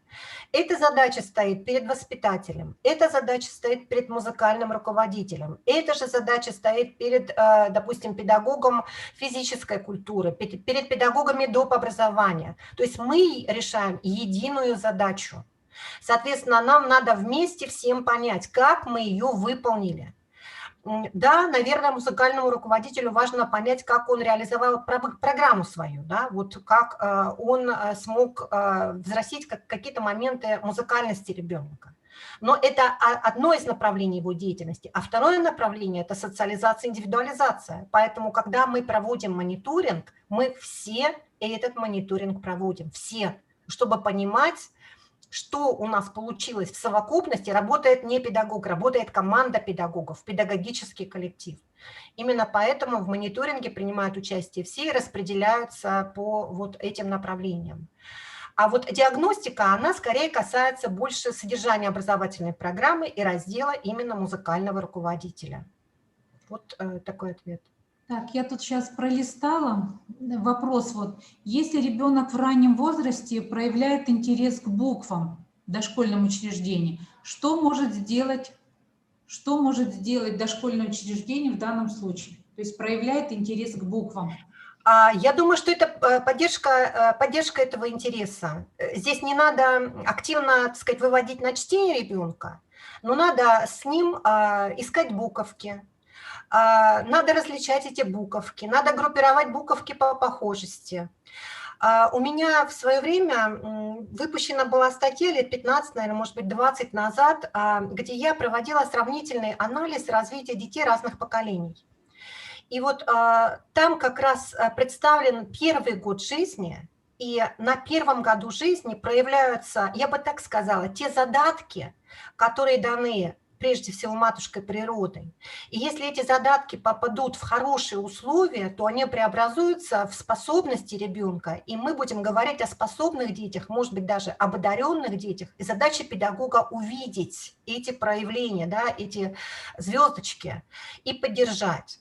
И если мы говорим о интересе ребенка к буковкам, это значит высокая различительная способность, потому что буковка – это такой особый предмет. И здесь существуют методики разные, да, и мне представляется, что педагог может овладеть какой-то из методик, которая будет использовать. Это может быть методика чтения целых слов, это может быть методика выхода на чтение через имя ребенка, это может быть иные какие-то методики, но вот ребенка в этом надо поддержать. Если у нас нет такой возможности, значит, мы даем конкретные советы в семье, не просто задачу, да, поддержите интерес, а конкретные советы, как это можно сделать в условиях семьи. И многие родители обычно следуют этим советам, если они на уровне конкретики. Вот в частности, существуют книжечки с окошечками, когда ребенок рассматривает, что-то говорит, открывает окошечко, убеждается в том, что он прав. Есть очень хорошие книги, которые называются «Вимельбухи». Их можно рассматривать, развивать вот эту различительную способность и использовать для развития вот восприятия ребенка, речи ребенка и, возможно, в будущем чтения ребенка. Еще вопрос. Если ребенок к 3 годам не начал говорить, это обязательно патология? Нет, это не обязательно патология, особенно это касается мальчиков. Такие проблемы бывают. Чаще всего такие проблемы у родителей, которые очень хорошо понимают своего ребенка. Они не дают ему сказать, потому что они поняли с полувзгляда и выполняют действия ребенка, потому что оно понятно, запрос ребенка понятен. Здесь просто надо, если это такая ситуация, просто надо поработать с родителями и показать им необходимость провоцирования ребенка на речь. Если там есть какие-то неврологические проблемы, да, и ребенок не говорит, тогда лучше проконсультироваться со специалистом, чтобы понять, это индивидуальная траектория, либо это какие-то проблемы серьезные, которые надо решать уже с поддержкой специалистов. Так, еще я тут перебираю тоже вопросы. Имеет ли... Отдавать ребенка в раннем возрасте в различные секции, кружки.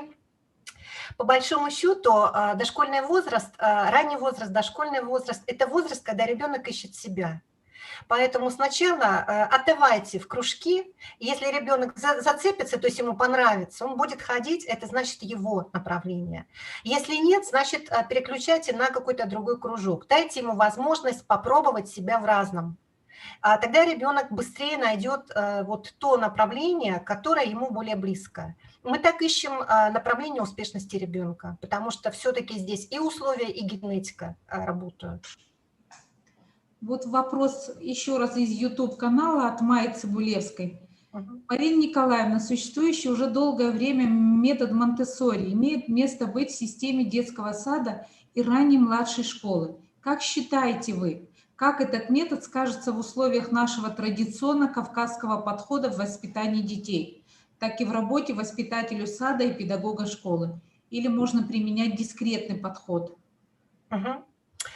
Вообще глубоко уважаю этого педагога. Это итальянский педагог, который совершила буквально революцию в педагогике, потому что она многое сделала не так, как делали до нее.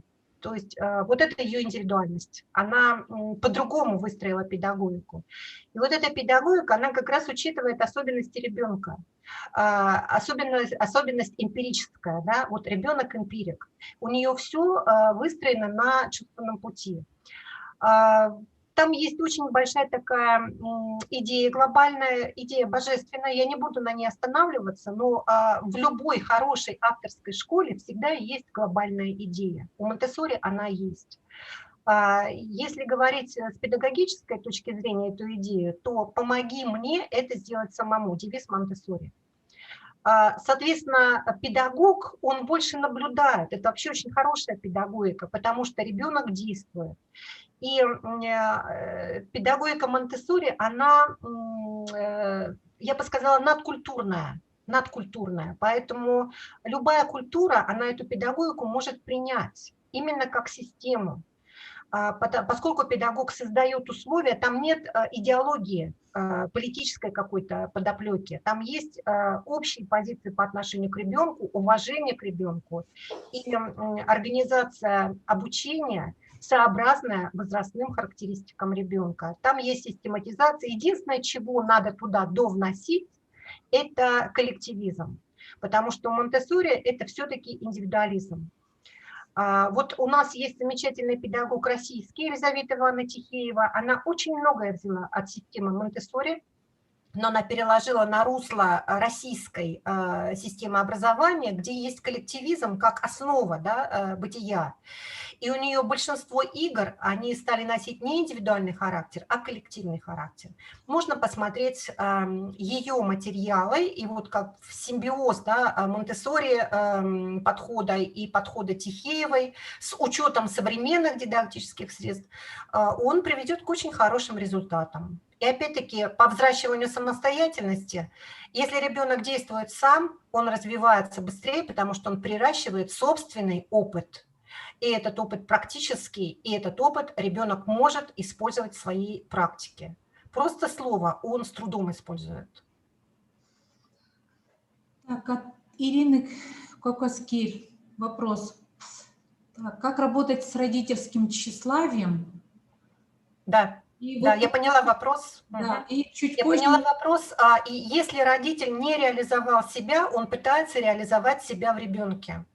И очень часто выбор кружков идет не из интересов ребенка, а из посыла родительского. То есть здесь и вот как бы определяется некий родительский авторитаризм в этом подходе. И здесь надо работать с родителем. Конечно, надо работать с родителем, общаться с ним, объяснять и говорить про ребенка, про его способности. Они могут отличаться от способностей родителей и конкретизировать какие-то советы. То есть что можно вот взращивать в ребенке, чтобы он был успешный. Ведь основной посыл родительства, вот как сегодня Елена Георгиевна сказала, это все-таки успешность ребенка. Вот иногда родитель понимает это очень жестко, и тогда ребенок страдает. Здесь важно вот родителю донести способности именно конкретного ребенка, подметить, рассказать о них и посоветовать, как их развивать. Тогда, возможно, родитель переключится на какие-то другие кружки, на какие-то другие секции, на какой-то другой вот вариант. Хотя это сделать очень сложно. Это длительная, сложная работа с родителем. И последний вопрос, который хочу задать, потому что у нас тоже мы ограничены во времени. Как вы считаете, надо ли с первых дней внедрять в ребенка то, что надо добиваться успеха в жизни, стать лучшим, или просто идти рядом с ним, где-то поддерживать, где-то наблюдать и ждать, пока сам придет к какому-то решению? Вот второй путь мне предполагается более продуктивным и более гуманным, я бы так сказала. То есть ребенок сам определяет себя. И он в жизни это сделает лучше. Но если, понимаете, вот когда мы навязываем что-то ребенку, вся ответственность на нас. Когда ребенок сам делает свой выбор, ответственность на нем. И он начинает думать, он начинает избирательно уже подходить к каким-то моментам, то есть он умнеет в этом плане гораздо быстрее. Поэтому собственная практика ребенка, она намного более полезна. Здесь единственный запрет. Если это вредит жизни ребенка, здоровью ребенка, мы запрещаем. Все остальное мы разрешаем. Спасибо большое. Марина Николаевна, у меня к вам просьба. Вот тут я читаю комментарии, многие говорят о тренингах. Вы можете посоветовать им, на какие тренинги обратить внимание в сетях, потому что информации много, пока они будут избирать ее, лучше от специалиста, который в этой сфере как бы ас. Вы можете посоветовать, на какие тренинги обратить внимание, или они в открытом доступе, может быть, или еще что-то? Вот я бы посоветовала тренинги, которые учат наблюдательности, восприятию. Это вот профессиональное качество, которое в основе диагностики лежит. Самый элементарный пример. Два педагога, которые работают в одном учреждении, пусть повернутся спинками друг к другу, и мы просто зададим элементарные вопросы. Цвет глаз, цвет волос, украшения, которые надеты, цвет одежды. Насколько успешно они это, так сказать, смогут ответить на эти вопросы. Да? Это проверка своей наблюдательности. И честно, вот я не ориентируюсь в поле тренингов, это надо каждый раз рассматривать индивидуально, но я могу посоветовать очень хорошую книгу Регуш Людмилы Александровны «Наблюдение и наблюдательность в педагогике. Развитие наблюдения и наблюдательности». Там есть приемы, примеры, как это делать. И лучше провести обучение педагогов вот этой диагностике и вот развивать эту наблюдательность. Это можно делать внутри детского сада. Все, спасибо вам большое. Мы слушали Полякову Марину Николаевну, кандидата педагогических наук, доцента Института детства РГПУ имени Герцена. Спасибо большое, Марина Николаевна. Следующий докладчик, но прежде Ёлкина Ольга Сергеевна. Ольга Сергеевна, у нас тут по программе перерыв. Мы его сегодня все-таки хотим провести, потому что нам надо подготовиться к подведению итогов. Все меня слышат? Перерыв объявляется на 10 минут. У нас время, правда, чуть передвинулось. Сейчас 12:40. Значит, в 12:50 мы приступим снова к нашей конференции. Прошу зал не покидать, чтобы у нас время не ушло на подключение. Вы можете просто отключить свое видео, а потом его включить. А Ольгу Сергеевну быть на связи с нами. Все. Которых мы не знаем. Да. Лёв, можно меня отключить?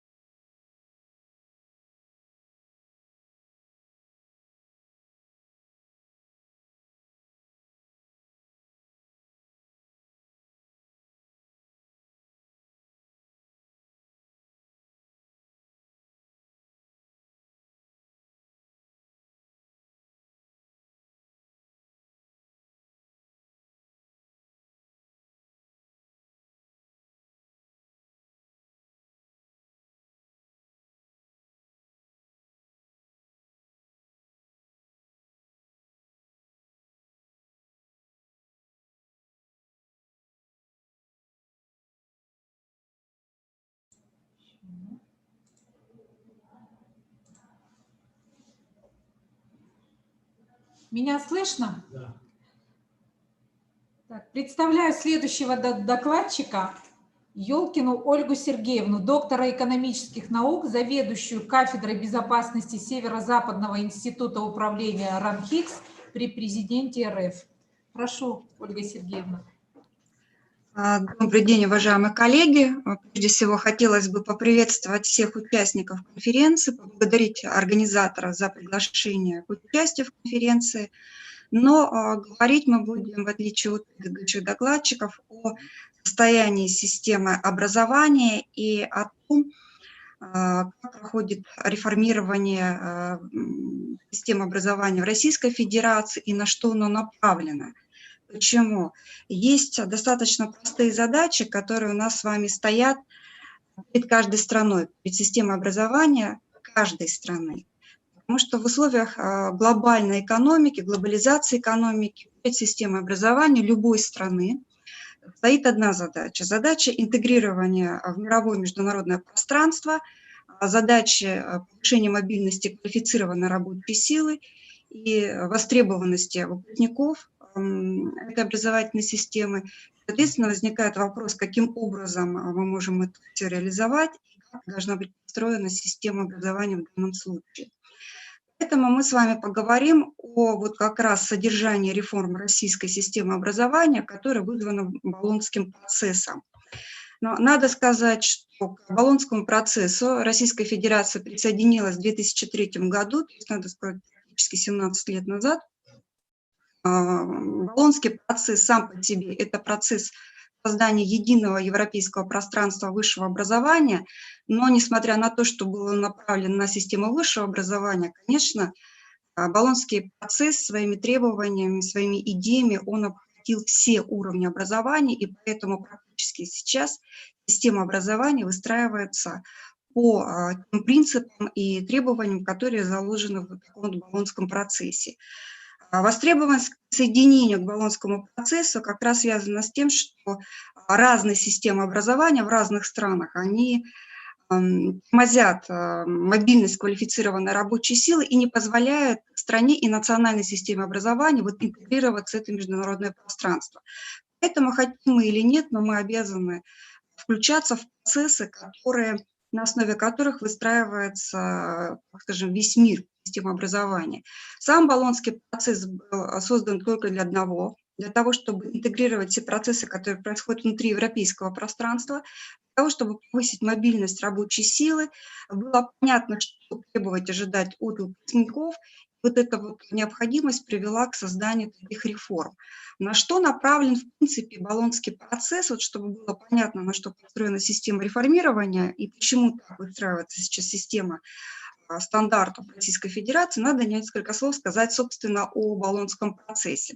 На что он направлен? Конечно, он направлен на способствование трудоустройства выпускников, на создание двухуровневой системы высшего образования, на учреждение системы кредитных единиц, развитие мобильности учащихся, для приведения высшего образования к единым стандартам и требованиям во всех странах. И самое главное, внедрение в жизни концепции непрерывного жизненного образования. Вот это требование непрерывного образования пожизненного, оно сейчас является основным, в принципе, во всех странах, потому что мир настолько быстро меняется, квалификационные требования настолько быстро меняются, должны существовать и создаваться такие системы, которые позволяют нам получать образование в течение всей жизни. Причем эти знания должны быть последовательны, и мы должны их применять вне зависимости от того, использовать эту систему, где мы находимся и какой уровень образования у нас был получен до этого. Когда речь идет о способствовании трудоустройства выпускников, здесь вот это одно из ключевых положений в Болонском процессе и предполагает ориентацию всех учебных, не только высших заведений, именно на конечный результат. То есть мы готовим не по дисциплинам, мы готовим к определенным знаниям, умениям. И это означает, что Болонский процесс провозглашает компетентностный подход. С результатом образования должны быть не определенные знания, а умения и навыки, то есть определенные компетенции. Именно на это все образовательные программы, собственно, должны быть направлены. Для того, чтобы выпускник мог применить свои знания, должна быть создана система, с помощью которой будет определяться востребованность всех академических степеней и других квалификаций. И более того, было понятно, должно быть понятно, что каждая квалификация под собой подразумевает. Для этих целей в Болонской системе была создана международная стандартная классификация образования. Она была утверждена в соответствии с этой международной стандартной квалификацией. Происходит систематизация всех квалификаций, которые готовит полностью образовательная система, которая в данной стране существует.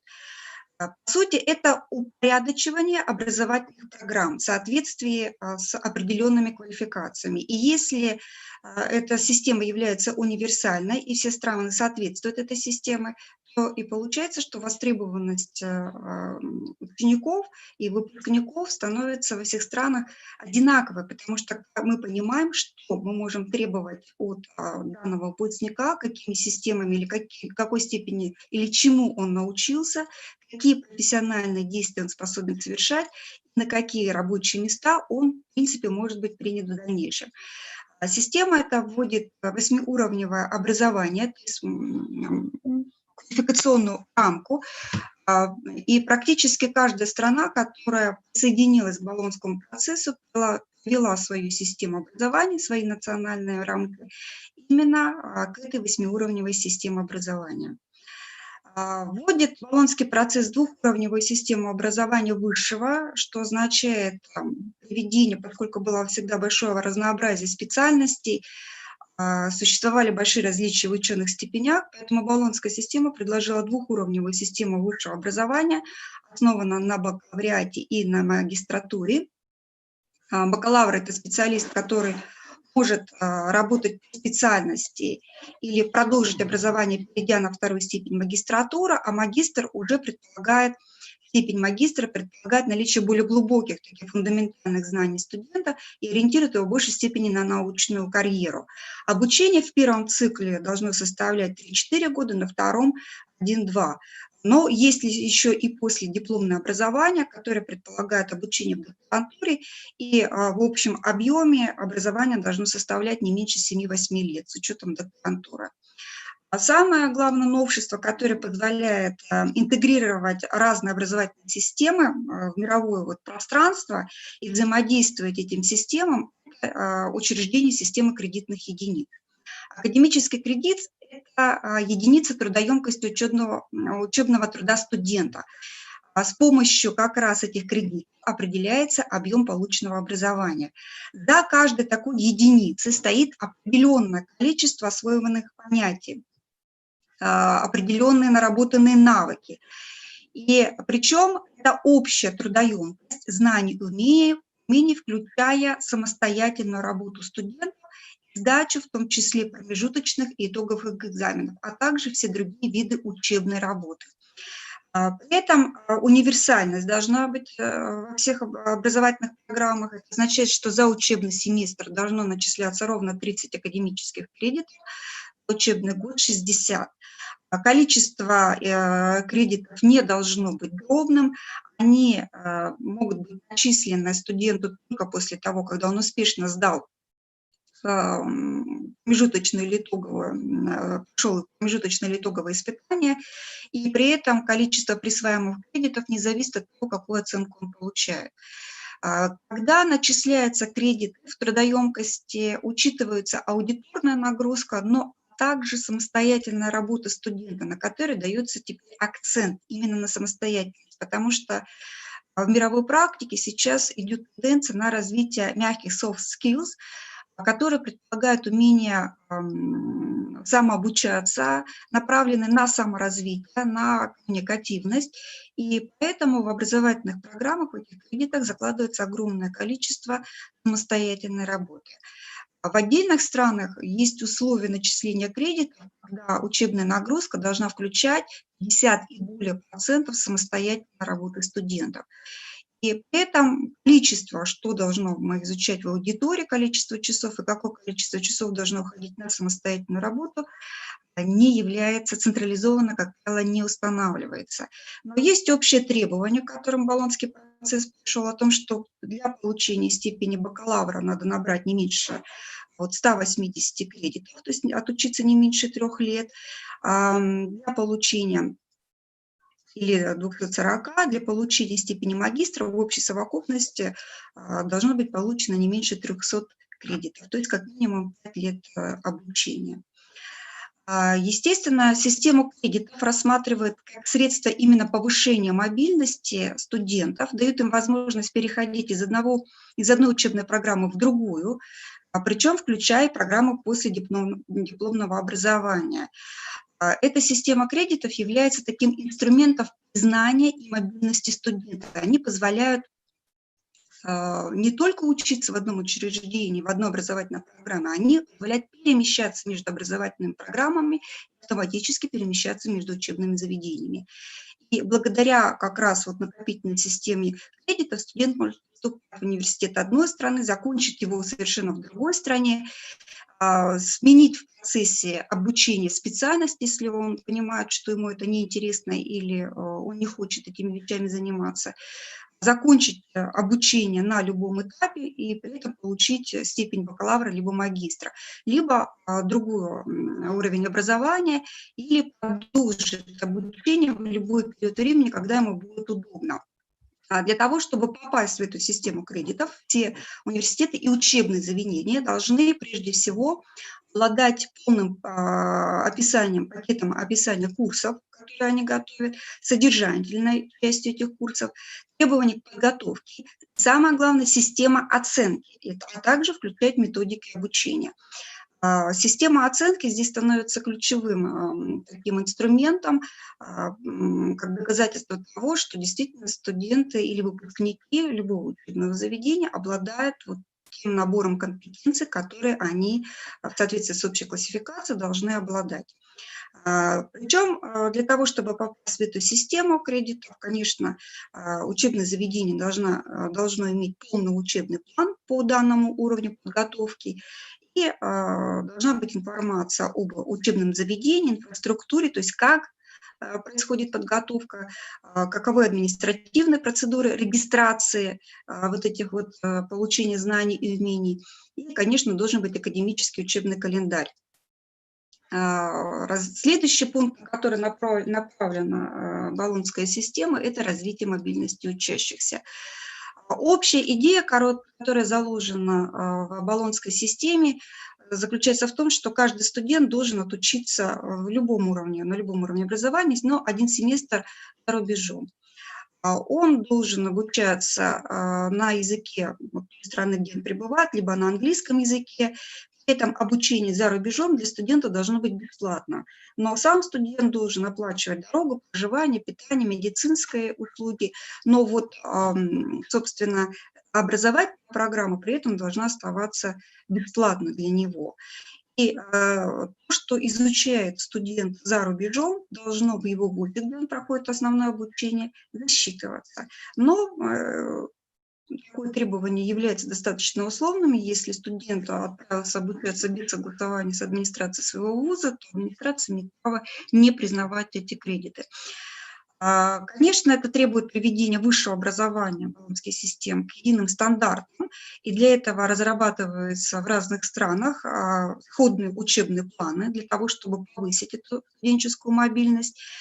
И самый главный тезис, который несет в себе как раз Болонская система, это внедрение в жизнь концепции непрерывного, то есть пожизненного обучения. То есть это как раз и есть создание той системы, когда мы можем продолжить при накоплении этих кредитов свое образование в любой момент времени, когда нам станет удобно, и при этом мы можем начать с любого уровня и дойти до любого уровня образования. Но есть требования к оценке, допустим, когда мы оцениваем, делаем промежуточную аттестацию, наших учащихся предлагается оценивать их как минимум на такие величины, как отлично, очень хорошо, хорошо, удовлетворительно, посредственно, неудовлетворительно. Ориентация должна быть на активную вовлеченность студентов, то есть это значит на использование интерактивных методов обучения, должна быть социальная поддержка малообеспеченных студентов, образование должно проходить в течение всей жизни. Какие факультативные параметры закладывает Болонский процесс, и мы эти вещи учитываем? Но прежде всего гармонизация содержания образования по направлению подготовки. То есть это как раз соответствие общим международным системам классификации. Нелинейная траектория обучения студентов. Это значит наличие курсов выборов. Это значит, что у него должен быть при получении профессиональных знаний определенный маневр, когда он получает дополнительные знания, например, в области того, как построить свою предпринимательскую карьеру, либо построить открыть свое дело. Да. Обязательно это модульная система, которая уводит нас от дисциплин и приводит к необходимости построения программы по набору компетенций. То есть компетенция определяет набор дисциплин, а не наоборот. И компетенции формируют модули обучения.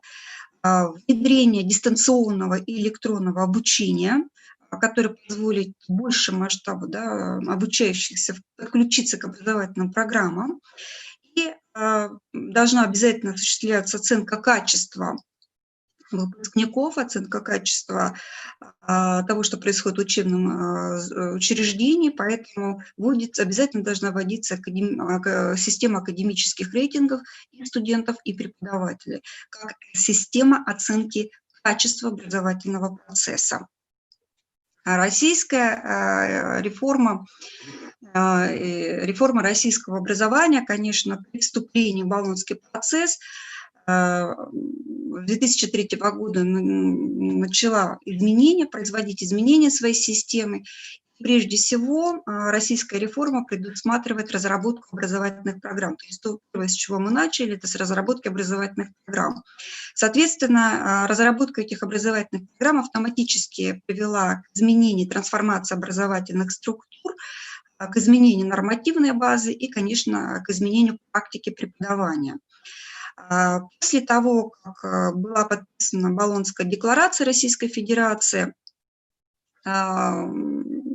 в Российской Федерации возгласилась необходимость формирования перечня образовательных программ и формирования национальной рамки квалификации, которая на сегодняшний день построена ровно в соответствии с требованием Болонского процесса. Законодательное было введение двухуровневой системы образования бакалавр-магистр и переход на как раз кредитно-модульное построение образовательной программы. Вот сейчас, на сегодняшний день, национальные рамки квалификации выглядят как восьмиуровневая система. Начинается первый уровень – дошкольное образование, и последний уровень – это высшее образование в виде подготовки кадров высшей квалификации. То есть речь идет об аспирантуре и докторантуре. Система образования на сегодняшний день включает в себя федеральные государственные образовательные стандарты и федеральные государственные требования и, собственно, образовательные программы разного уровня в соответствии с национальными рамками квалификации. Естественно, что первым, с чего началась система реформирования в Российской Федерации, началась она с переработки перечней направлений подготовки и специальностей среднего профессионального высшего образования, включая подготовку кадров высшей квалификации. И как раз мы привели в соответствие с теми требованиями, которые были заложены в международной стандартной классификации образования. Более-менее эта система, которая сейчас существует, она соответствует как раз этой классификации. На сегодняшний день, если говорить о количестве специальностей в области среднего профессионального образования, у нас существует порядка 269 и 530 специальностей высшего профессионального образования, включая 120 направлений в области магистратуры. Если говорить о дальше соответствии Болонскому процессу, разработаны и утверждены федеральные государственные образовательные стандарты для всех уровней подготовки. Это основные документы, которые определяют требования к структуре основных образовательных программ, условиям реализации и, самое главное, результатам освоения, то есть в виде набора требуемых компетенций. Стандарты созданы на основе базовых принципов Болонского процесса, то есть с ориентацией именно на результаты обучения, и выражены, то есть ориентация на компетенции, учетом затрат кредитных в российской практике зачетных единицах.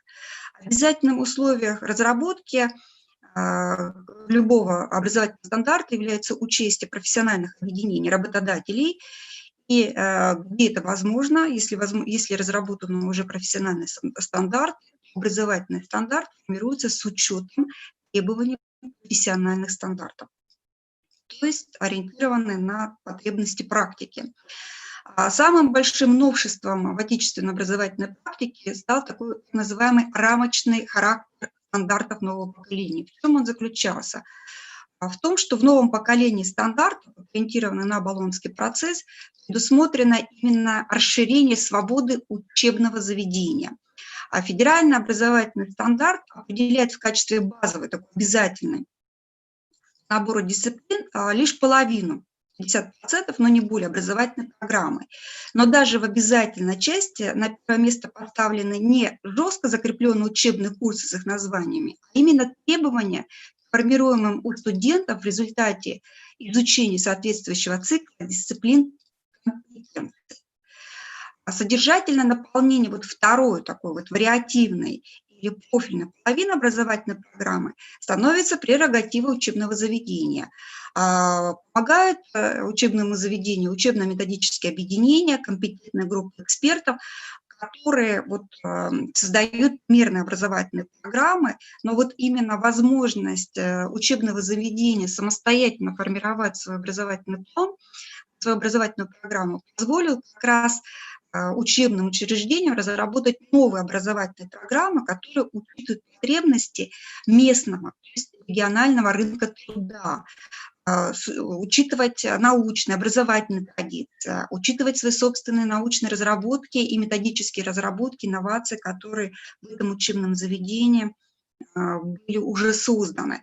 Это привело к разнообразию и конкуренции образовательных программ на территории Российской Федерации. Здесь же заложена как раз и возможность создания программ, которые совместимы с европейскими программами, что достаточно активно учебными заведениями и используется. В чем заключается использование зачетных единиц в качестве меры трудоемкости образовательной программы? Как академический час – это единица, зачетная единица или кредит, это единица измерения трудоемкости учебной работы. Она характеризует трудоемкость освоения студентам как все образовательные программы, так и отдельных модулей. Причем учитывает зачетные единицы и аудиторную, и самостоятельную работу студента, то есть включая различного рода виды практики, включая аттестацию, то есть сдачу зачетов, экзаменов, итоговой аттестации. И между зачетными единицами и часами во всех международных и национальных системах устанавливается соотношение эквивалентности. В Российской Федерации одна зачетная единица равна 36 академическим часам. И вся образовательная программа как раз в этих семестр 30 зачетных единиц, а год 60, но зачетная единица приравнивается к 36 академическим часам. В 2012 году был принят закон об образовании в Российской Федерации, который закрепил нормативно определенные вещи, достаточно удобные. Прежде всего, были установлены новые требования к реализации образовательных программ, такие как сетевые формы реализации. Сетевая форма реализации означает, что готовить выпускника определенной квалификации может не только учебное заведение, а может 2 учебных заведения, может несколько учебных заведений. То есть учебные заведения могут объединять свои усилия в подготовке выпускника определенной квалификации. Более того, могут привлекаться научно-исследовательский институт, лаборатории, могут привлекаться производственные объединения, производственные лаборатории. Обучение может идти с учетом того, что обучающийся изучает часть дисциплин в учебном заведении, часть он может изучать каких-то вещей в аудиторных, в лаборатории или в каком-то институте, либо в другом учебном учреждении. И такая форма реализации называется сетевой формой реализации образовательной программы. Было обязательно введено понятие образовательных технологий, в том числе дистанционных образовательных технологий, что заставило подключить к образовательному процессу электронные технологии, электронное обучение. И обязательно закон закрепил использование модульного принципа представления содержания образовательной программы и построения учебных планов. То есть Также было закреплено в законе требование или, так скажем, возможность получения образования на иностранном языке, что создало возможность получать образование на разных языках. Вот все эти требования, все эти изменения, которые вошли в Российскую Федерацию, да, в систему образования, были внедрены в систему образования Российской Федерации, отразилось на содержание образовательных стандартов. И мне бы хотелось раскрыть основные моменты, каким образом выстраиваются образовательные стандарты, например, на примере образовательного стандарта среднего профессионального образования, например, по специальности экономика и бухгалтерский учет по отраслям. Стандартный, любой образовательный стандарт имеет 4 раздела. Это общее положение, требования к структуре образовательной программы, требования к результатам освоения образовательной программы, требования к условиям реализации образовательной программы. Соответственно, в общем положении описывается то, что кто имеет право реализовывать эту образовательную программу. Вот в данном случае эту образовательную программу и получение этой специальности допускается только профессиональной образовательной организации. Обучение может проходить в очной, очно-заочной и заочных формах обучения. То есть стандарт говорит, в каких формах может проходить обучение. И не все стандарты разрешают, например, использовать очную форму обучения. Может требовать только очной формы обучения. Содержание самой программы, образовательной программы, осуществляется именно образовательной организацией. И осуществляется оно самостоятельно, но в соответствии с требованиями, которые заложены в образовательном стандарте. При разработке образовательной программы организация формирует требования результатам освоения в части профессиональных компетенций на основе профессиональных стандартов. Это означает, что когда мы говорим о том, каким образом будет оцениваться уровень владения профессиональными компетенциями, мы должны учесть действия профессиональных стандартов, если они в данной области разработаны. При реализации образовательной программы организация имеет право использовать электронное обучение и дистанционные образовательные технологии, что позволяет учебному учреждению подключать достаточно большой объем обучающихся и реализовывать в разных форматах обучения. Обязательно оговариваются требования, которые предъявляются, если у нас обучаются инвалиды. Во всех стандартах обязательно прописывают требования, которые заставляют учебное учреждение учитывать положение инвалидов и разрабатывать образовательные программы с учетом их особенностей инвалидности, которые есть у таких обучающихся. Поэтому даже когда создается электронная или дистанционная образовательная, используются дистанционные образовательные технологии, они тоже должны учитывать, что есть лица с ограниченными возможностями здоровья, и вот эти особенности должны быть учтены. Например, в дистанционном формате это учитывается путем введения группы шрифтов, дополнительных средств, которые озвучивают тексты и других вещей.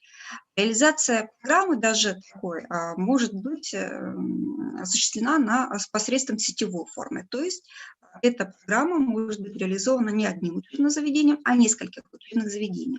Обязательно в образовательном стандарте оговаривается нормативный срок обучения. То есть не в зависимости от того, какой формат, какие технологии применяются, образование должно длиться определенный период времени.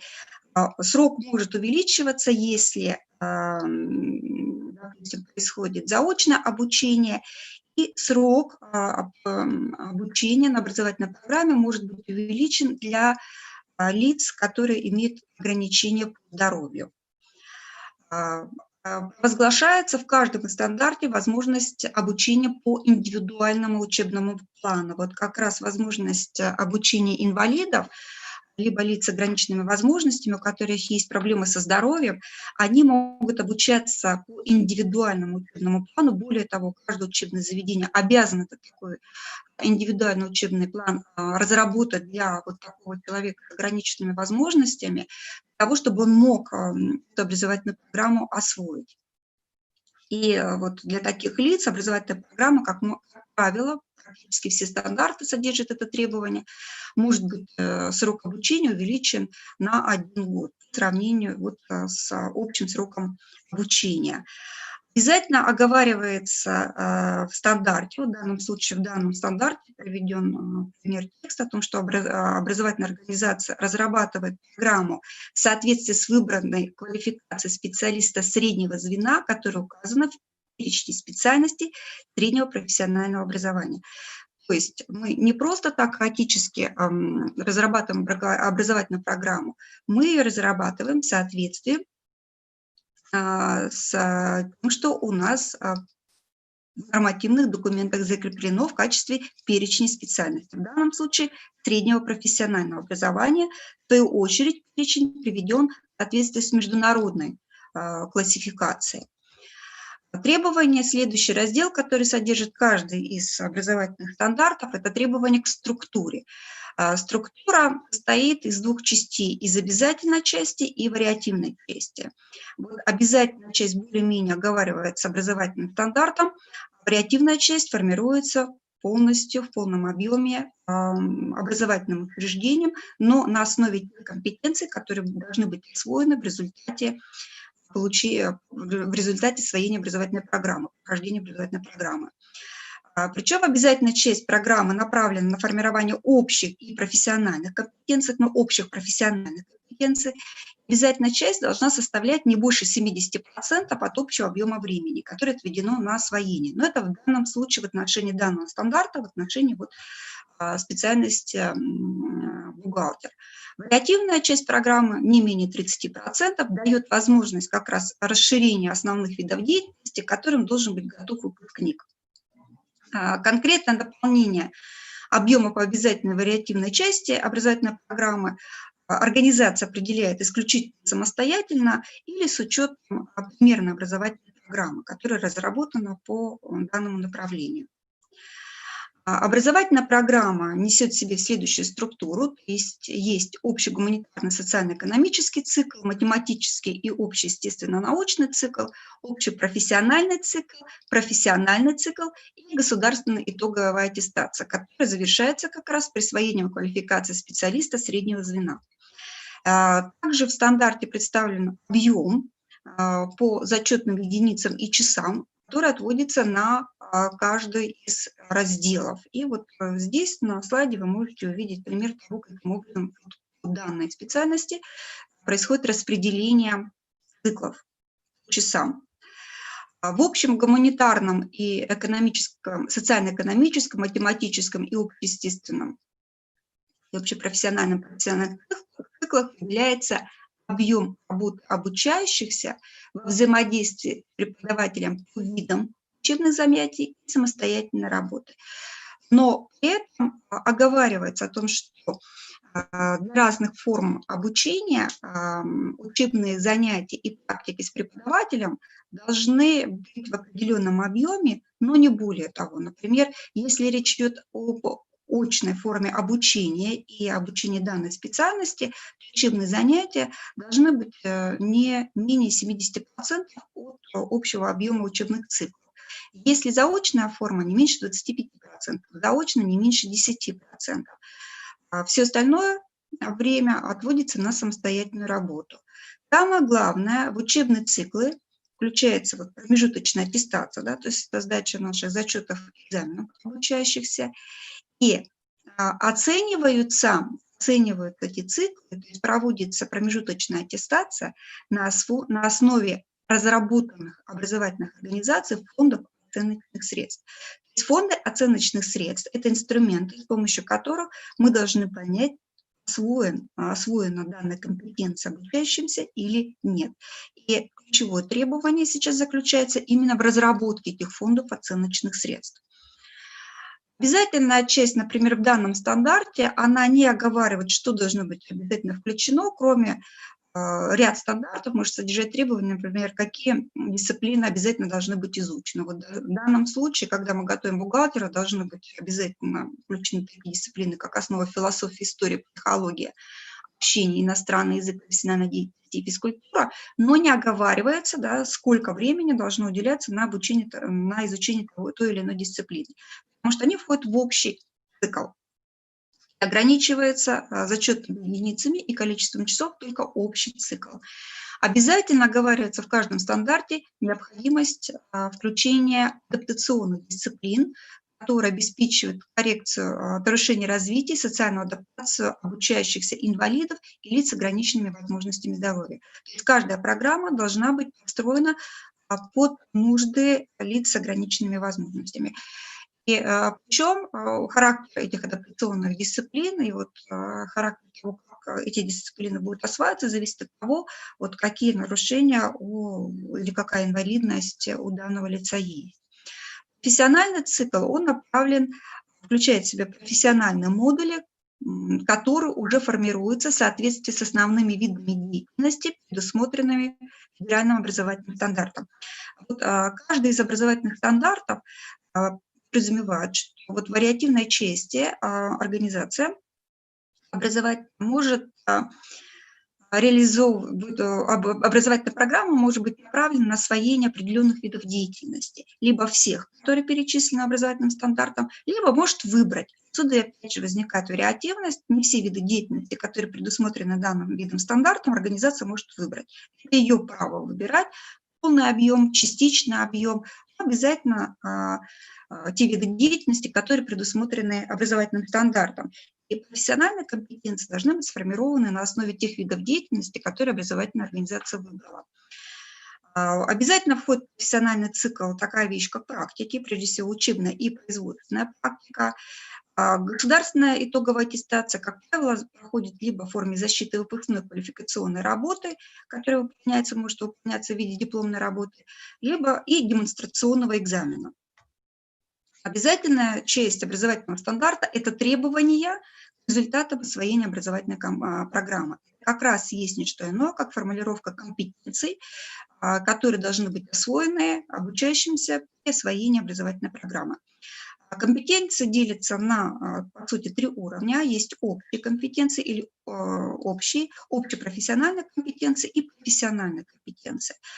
Общие, они реализуются вот в базовом цикле, имеют такую общую направленность и связаны с большей степенью с формированием таких способностей,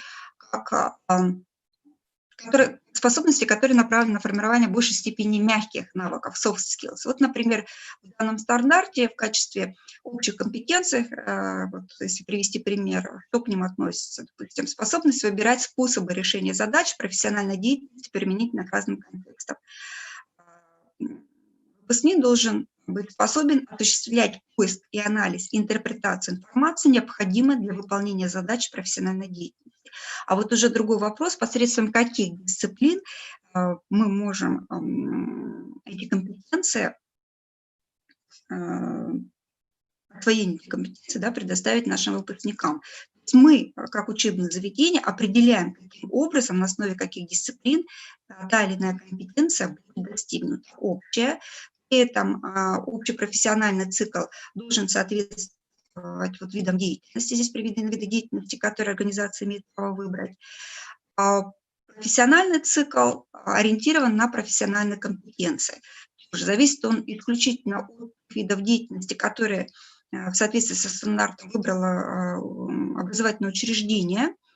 И дается лишь, опять же, формулировка компетенции, что должен быть способен выполнять выпускник при завершении образовательной программы, не оговаривается, на основе каких дисциплин это необходимо сделать. Ну, например, в данном случае, в качестве профессиональной компетенции, если выбран вид деятельности документирования хозяйственных операций, ведения бухгалтерского учета активов организации, профессиональная компетенция какая? Должен уметь обрабатывать первичные бухгалтерские документы, зарабатывать и согласовывать с руководством организации рабочий план счетов бухгалтерского учета. То есть вот то, что чем он должен владеть при завершении образовательной программы.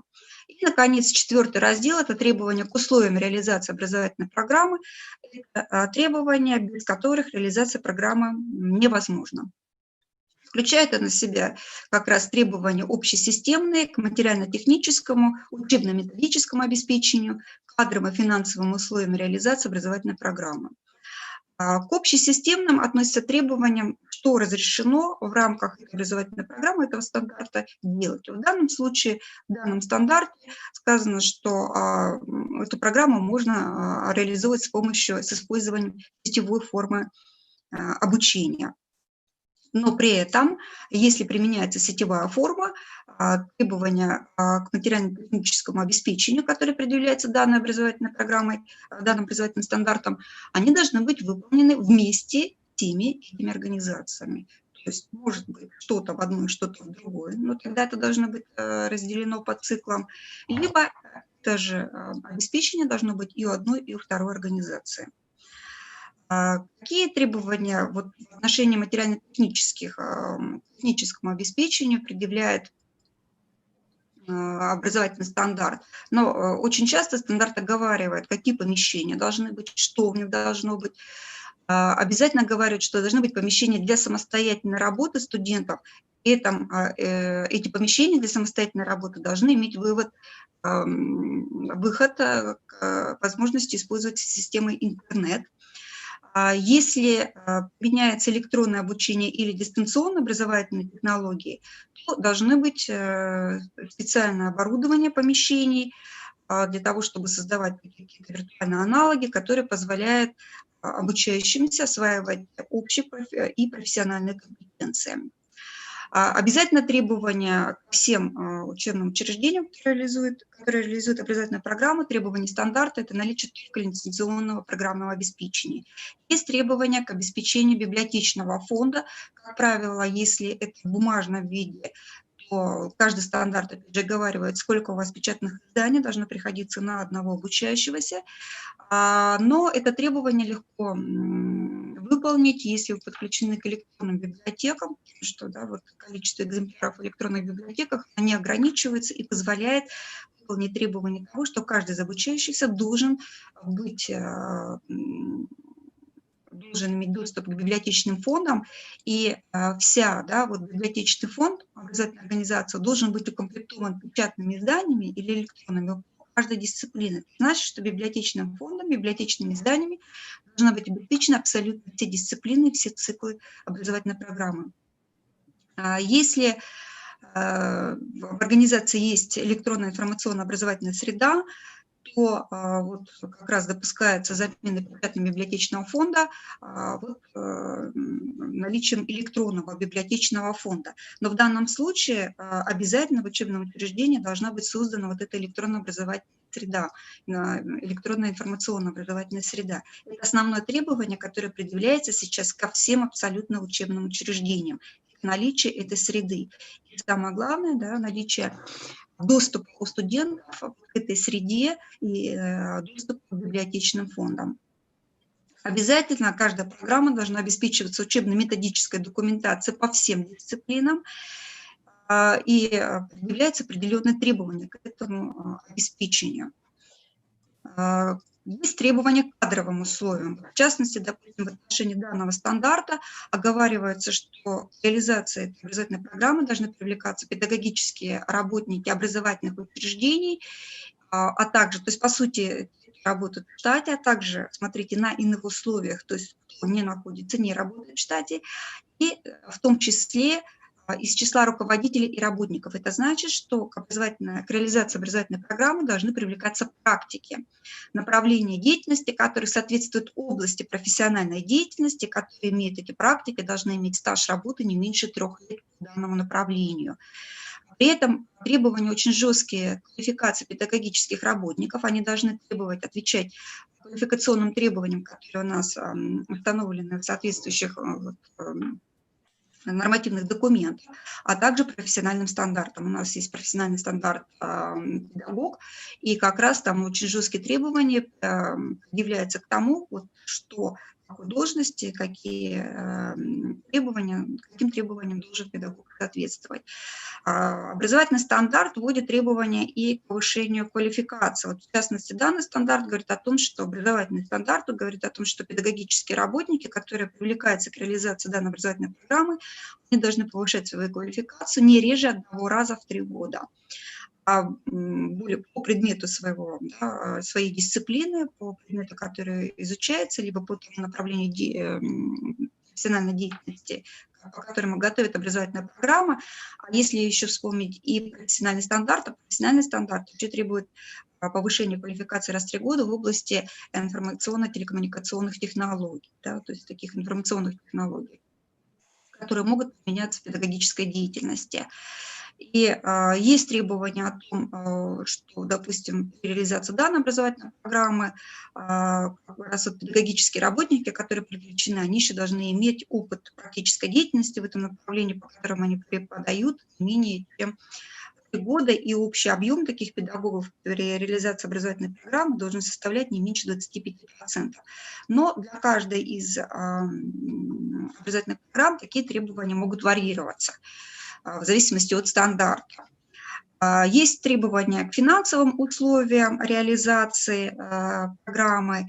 И самое главное, что вводит каждый из образовательных стандартов, это механизм оценки качества. И говорится о том, что образовательная программа должна иметь внутреннюю и внешнюю оценку качества. Система внутренней оценки качества программы должна осуществляться внутри самой организации, то есть должна быть построена система оценки качества образовательной программы внутри самой образовательной организации.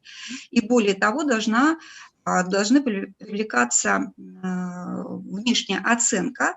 Кто это такие? Это профессиональные сообщества, это прохождение профессиональной аккредитации образовательной программы, которая проводится работодателями и подтверждает соответствие того, что эта образовательная программа соответствует требованиям, которые предъявляются профессиональными стандартами и соответствуют тому виду деятельности, к которому эта образовательная программа готовит своих выпускников. Вот эта независимая оценка становится обязательной для каждой образовательной программы. То есть внутренняя оценка качества и внешняя оценка качества, которая осуществляется именно профессиональными сообществами. И эти требования заложены в самом образовательном стандарте, значит, образовательное учреждение не имеет права реализовать программу, не пройдя профессиональной аккредитации. Ну и на этом бы хотела сказать, то есть мы посмотрели общую структуру, как выстраиваются образовательные стандарты, выстраиваются они на основе как раз тех требований, которые заложены были Болонским процессом, ну вот в том виде, в котором они существуют сейчас в Российской Федерации. Ну, на этом бы хотела закончить. Ольга Сергеевна, тут написали вопросы в чате, вы их видите? Так, начиная...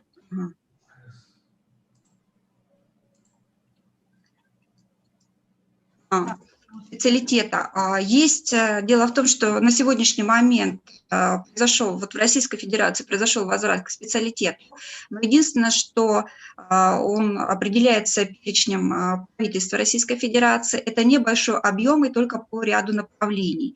Но речь вот в данном случае, допустим, по специалитету не идет в отношении гуманитарных или педагогических дисциплин. Это в основном вещи более такого тяжелого характера, которые носят, допустим, инновационный характер, технический характер. Если говорить, например, о сфере экономики, сейчас существует только 2 специалитета – это экономическая безопасность и таможенное дело. Вот в этих 2 направлениях возможна подготовка специалистов.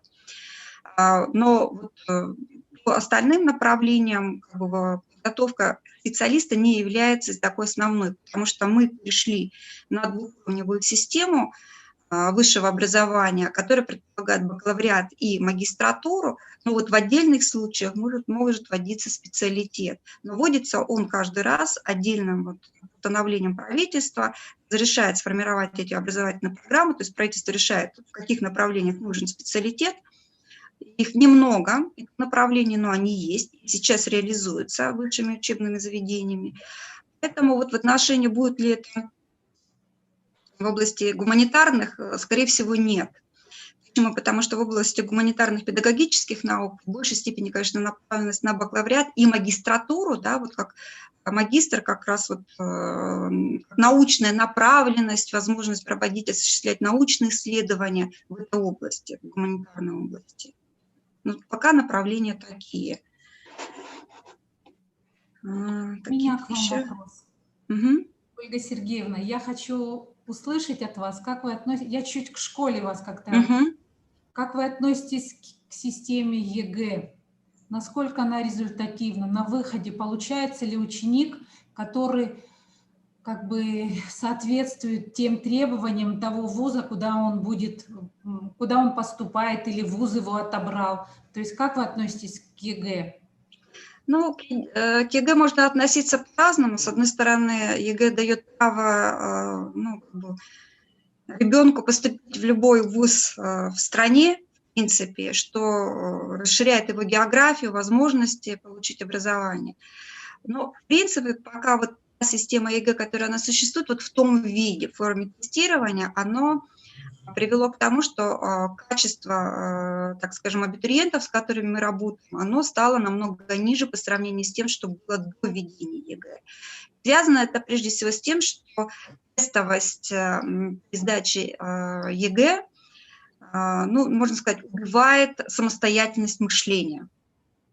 И студенты абитуриенты начинают мыслить шаблонно. А это на самом деле является, ну, как бы шагом назад, потому что все-таки образование должно приводить к гибкости мышления, к возможности саморазвиваться, мыслить, принимать решения. Вот та система, которая сейчас существует, ЕГЭ, она не позволяет этим навыкам сформироваться.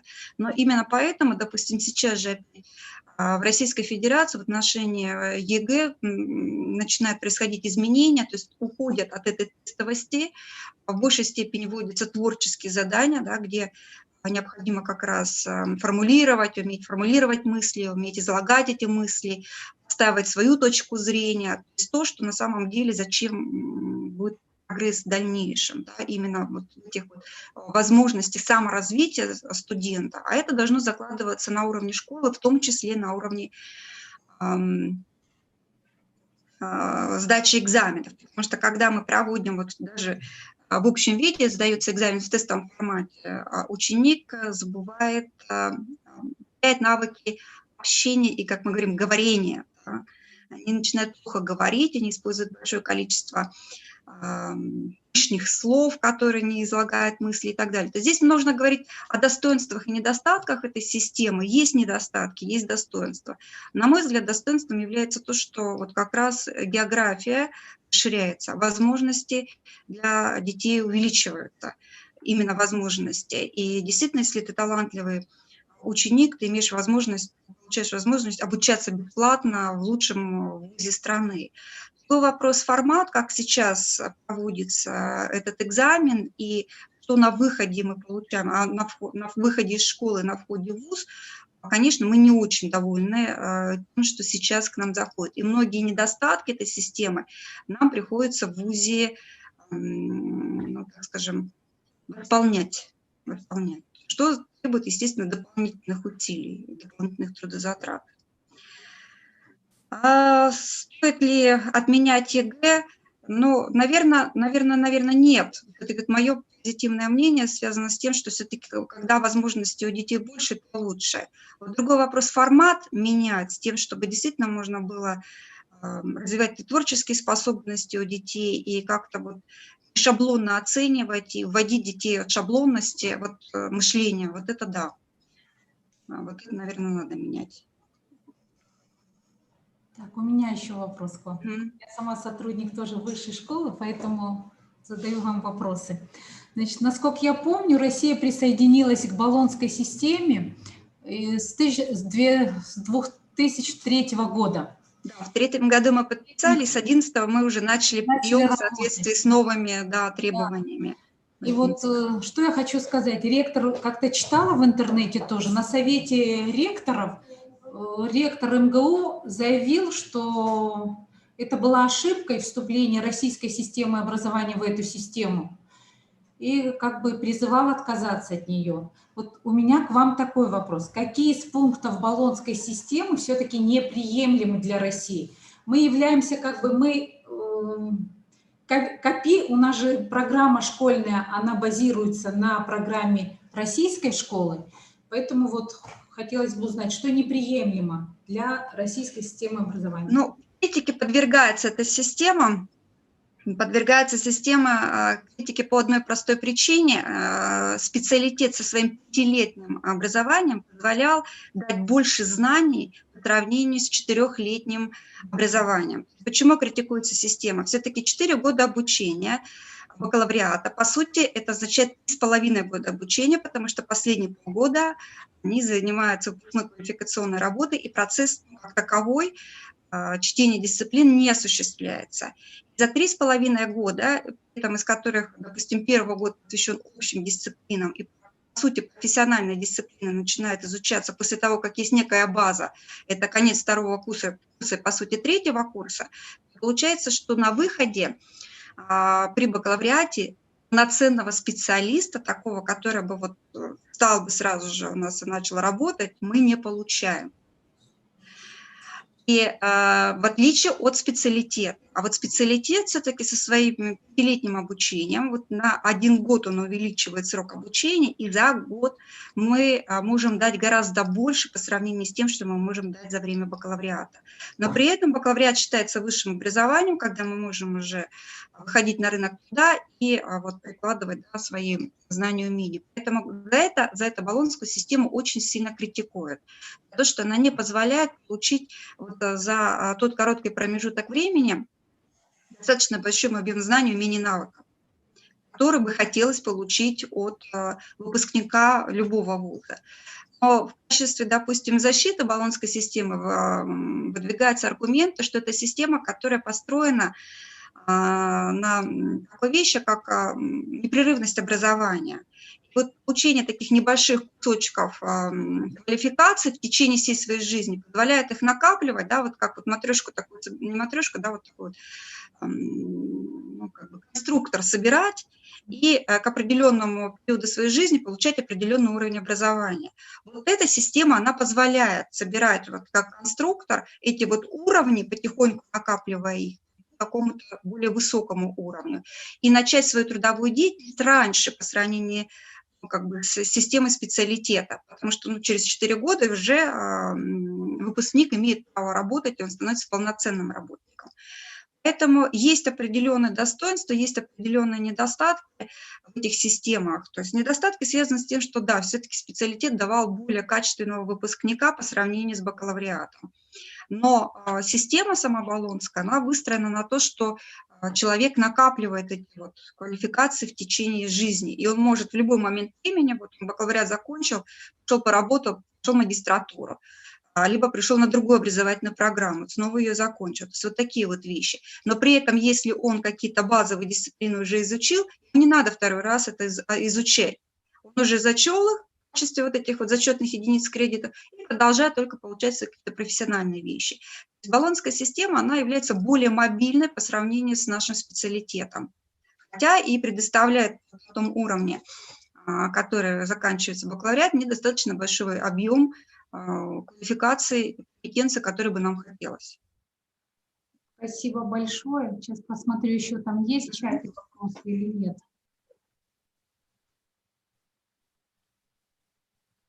Ну, тут еще раз повторяется, стоит ли отменять ЕГЭ, какие отрасли лучше добавить? Здесь сложно сказать, потому что, да, вот система, с одной стороны, имеет положительные вещи, с другой стороны, конечно, мы столкнулись с отрицательными вещами, с которыми очень тяжело работать. Но, с другой стороны, у нас появляется возможность, например, вот мой вуз, который находится в Санкт-Петербурге, к нам приезжают студенты, ну, вот абитуриенты со всей страны, и с севера, и с юга, и имеет возможность, при этом имеет возможность обучаться бесплатно, да, на бюджетной основе. Это вот тоже результаты ЕГЭ, и про них тоже мы как бы должны помнить. Так, и последний вопрос. Насколько интересно обучение в российских вузах иностранцам? Ну, во-первых, обучение иностранцам затрудняется одним процессом – это знание русского языка, да, потому что основная масса образовательных программ, которые реализуются вузами, она реализуется на русском языке, хотя есть сейчас образовательная программа, которая реализуется на английском языке. Все зависит от того, какое направление было выбрано. То есть если вы хотите, вот иностранец хочет обучаться чему, где, в какой области. Если, допустим, насколько эта область применима в той стране, где он будет обучаться. Если, допустим, это юриспруденция, то, например, изучать российское законодательство можно, конечно, если вы будете работать потом во внешнеэкономической деятельности, но если нет, то применить его в своей стране будет достаточно сложно. Если говорить о достижениях, которые у нас имеет медицинское образование, да, оно очень ценится, и более того, иностранцы предпочитают обучиться в российских вузах, получить дипломы для того, чтобы потом уже трудоустраиваться в своих странах. На самом деле все зависит от того, какие интересы преследует этот обучающийся, что он хочет получить в результате. Это Ольга Сергеевна тут настойчиво просит задать вам вопрос, хотя я уже хотела закруглить. В ведомстве готовы вернуть специалитет по ряду направлений подготовки? Те же метаморфозы происходят и с ЕГЭ. Уход от теста, возвращение сочинений, устного экзамена по ряду предметов. Все это попытка откатиться назад? Это первый вопрос. То есть в ведомстве готовы вернуть специалитет по ряду направлений? Ну, во-первых, уже возврат произошел, потому что есть ряд направлений, вот, которые я уже озвучила, по которым готовят только специалитет. Есть. Эти направления есть, определяются они задачами, которые стоят перед государством. Государство определило, что направление-то надо развить, специалитет. Является ли откатом, скорее, вот по поводу ЕГЭ, является скорее работа над ошибками. То есть ввели определенную систему, получили определенный результат, увидели, что результат не соответствует тому, что мы хотели получить. Поэтому скорее это не откат назад, а скорее работа над ошибками, над теми недостатками, которые были допущены при организации вообще, собственно, вот этого экзамена. И от нее же вопрос от Майи. Насколько открытость образовательного пространства сказались на утечке мозгов или это издержки академической мобильности? Вы знаете, проблема утечки мозгов будет всегда существовать. И, в принципе, любая образовательная система, которая устраивается в любой стране, вот смотрите, она же построена на что? На повышение мобильности квалифицированных кадров. И эта мобильность означает, что как будет утекать, так и мозги должны притекать. Они будут притекать в том случае, если экономические условия в этой стране будут благоприятными. Тогда, понятно, к нам будут все приезжать, и мы не будем тратить свои ресурсы своей страны на то, чтобы обучать этих специалистов. И, по сути своей, сейчас ресурсы государства же тратятся для того, чтобы обучить специалиста. Если он уехал в другую страну, то это потерянные ресурсы со стороны государства прежде всего. Да? То есть мы вложили, и человек уехал, и другая страна бесплатно совершенно пользуется теми результатами, которые создавала, собственно, эта страна. Но эта проблема будет существовать всегда. И, опять же, открытость образовательного пространства должна существовать, потому что мы должны позиционировать себя, мы должны доказать, что мы готовим специалистов на том уровне, который востребован во всем мире. Без открытости этой системы вы это сделать не сможете. В зависимости от того, насколько востребованы ваши выпускники на территории вашей страны, насколько они востребованы за рубежом, определяется уровень рейтинга вашего учебного заведения. Качество вашего образования, по сути, это есть не что иное, как оценка качества вашего образования. Если вы настолько хорошо обучаете, что человек может работать где угодно, в любой точке мира, это говорит о том, что то образование, которое вы ему дали, соответствует полностью всем стандартам качества, которые признаются во всем мире. Но это, опять же, без открытости образовательного процесса добиться невозможно. Если мы будем замкнуты в своей системе, мы не будем знать достижения других, но и как бы хвастаться своими достижениями тоже не сможем. Поэтому, да, есть в этой открытости, опять же, да, достоинства, недостатки, как в любой проблеме, да, всегда есть положительные стороны, есть отрицательные стороны этих явлений. Вопрос в том, что будет ли происходить утечка мозгов, но утечка мозгов не связана с образовательной системой, она связана с экономическими условиями, которые сложились в той или иной стране в большей степени. И, естественно, мы же как рыба, да, мы ищем, где лучше. Если есть возможность вот с нашими же знаниями где-то вот зарабатывать больше, конечно, мы туда поедем. И точно так же для людей в другой стране. Поэтому это в большей степени, конечно, утечки мозгов, это в большей степени экономические проблемы. Спасибо большое. Ольга Сергеевна, вы кого-то отметить можете по вопросам? Все вопросы были очень интересные и не совсем ожиданные, но очень приятно. Хотелось бы тоже по этим вещам поговорить, потому что внутри у нас тоже это все вот бурлит, мы это тоже обсуждаем, у нас эти вопросы не сходят из уст. Интересно, что вы тоже озабочены этими же вопросами, и наш интерес на самом деле здесь совпадает, и более того, наверное, точки зрения тоже, наверное, совпадают во многом. Это приятно. Находить Спасибо единомышленников. Спасибо большое за доклад. Рады были вас слышать. Готовы на сотрудничество с вами. Спасибо. Очень приятно с вами. До свидания. Всего доброго. Так, теперь я обращаюсь к слушателям. Я попрошу вас дать нам 5 минут перерыва, это максимум. Но прежде чем уйдем на перерыв, хочу провозгласить ту букву, которой не было на одной из презентаций сегодня. Это буква И. Многие ответы на WhatsApp уже нам стали поступать. Поэтому, так как мы сказали в самом начале, я сказала, что будет запущен таймер. Вот мы его сейчас уже запустили. На протяжении 5 минут мы ждем еще ответы от участников с полученным словом на наш номер WhatsApp.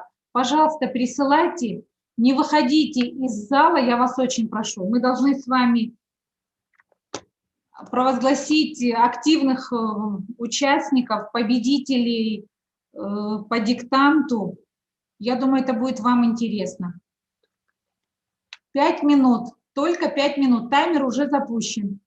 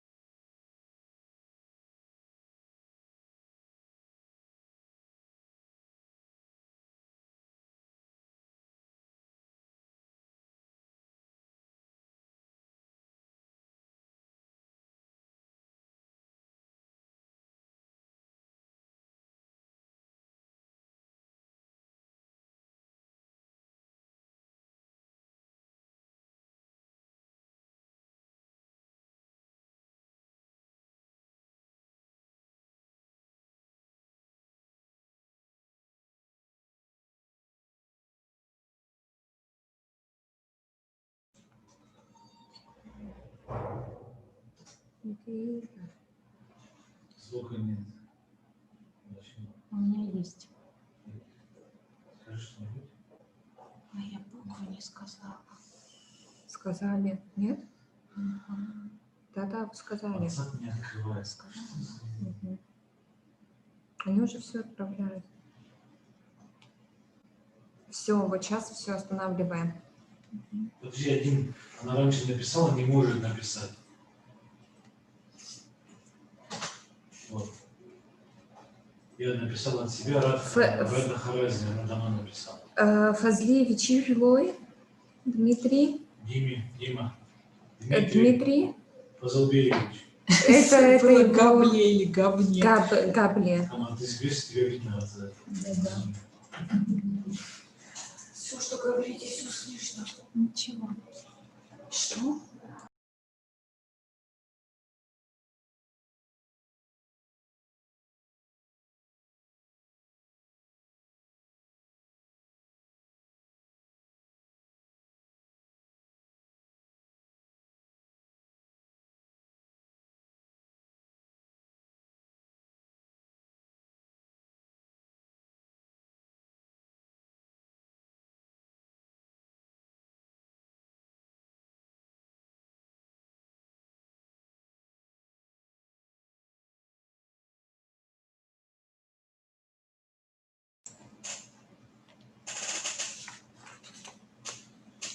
Итак, время истекло.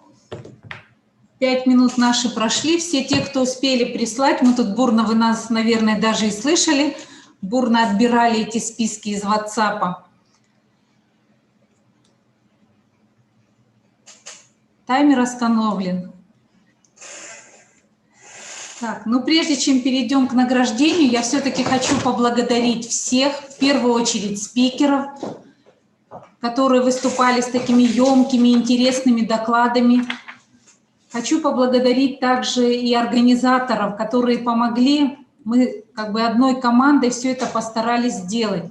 Я надеюсь, что наш первый опыт, хоть были какие-то огрехи, наверное, но все равно мы постарались и надеюсь, что у нас получилось. Стартап дан. Большое спасибо также участникам, это вам, слушателям, которые активно принимали участие, задавали вопросы, писали нам комментарии. Мы все это видели, читали, чему мы очень рады. Еще раз прошу вас, если у кого какие-то будут пожелания на будущее, мы открыты. Можете скидывать к нам в личку в Инстаграм, можете звонить нам на нашем телефоне, и рабочий телефон, вы его знаете. Поэтому мы рады вас услышать. Анализ после проведенной нашей конференции нами же и будет тоже проведен. И на основании того, что вы нам пришлете, я очень рада, что у нас состоялась первая наша такая конференция. А теперь мы приступим к награждению. У нас 3 номинации. Первая номинация – это активные участники нашей конференции. Вторая номинация – угадай слово. И 3-я номинация – это написанный вами диктант, который был приурочен ко Дню абхазского языка. Так, по 1-й номинации я все-таки зачитаю списки. Так, начну с модераторов конференции. Они потому что очень нам помогли в организации нашей конференции, поэтому я их отношу к активным спискам. Овсепян Гегицик Врежевна. Спасибо вам большое. Далее. Сухумский район. Манук Данилян. Порчальский район. Илья Ванину. Ачимчирская школа-интернат. Пачули Фериде Анзоровна. Гульрипский район. Руководитель района, отдел образования. Габля Дмитрий Фазлеевич. Сухумский гослицей. Хишбару Судан. Гальский район, Гамахария Пата, Гагарский лицей-интернат, Давлетов Руслан и отдел ачимчирского образования Буава Лия. Вам огромное спасибо от Министерства образования. Далее список продолжается уже по тому участию непосредственно в конференции, как принимали. Ахра Квиквискири, Линда Цугба, Елена Чачхали, она была подписана на iPhone, потом мы выяснили, Чачхали, Кристина Бения, Ашхацава Шазина, Амич Банета, Тамуна Кобалия, Жанна Черчан, Фатима Цколия, Рима Грантовна, Альдона Амичба, Инга Корчава, Хатуна Квасия, Фериде Пачулия, Майя Цибулевская, Хорава Мари, Акубардия Ия, Лела Харчилава, Инга Корчава. Так, это вот я сейчас перечислила основных активных участников. Далее у нас есть номинация «Лучшие вопросы» и призы от спикеров. От Забалуева приз – это книга. Вопрос понравился Ашхацава Шазина, задала ему вопрос. Так, от Берсеневой вопрос Цугба Линды. Тут есть еще участники, которые получат как бы от нее рецепты десертов и правильного питания. Это Алиса Барцис, Кубалия Тамуна, Алиса Амичба. Это непосредственно от спикеров. Далее перехожу к третьей номинации. Номинация «Написание диктанта по абхазскому языку». Призы будут от Министерства просвещения и языковой политики Республики Абхазия, Союза писателей и Абхазгосиздательства. Первое место – Папаскири Ляля, средняя школа номер 4, учитель начальных классов.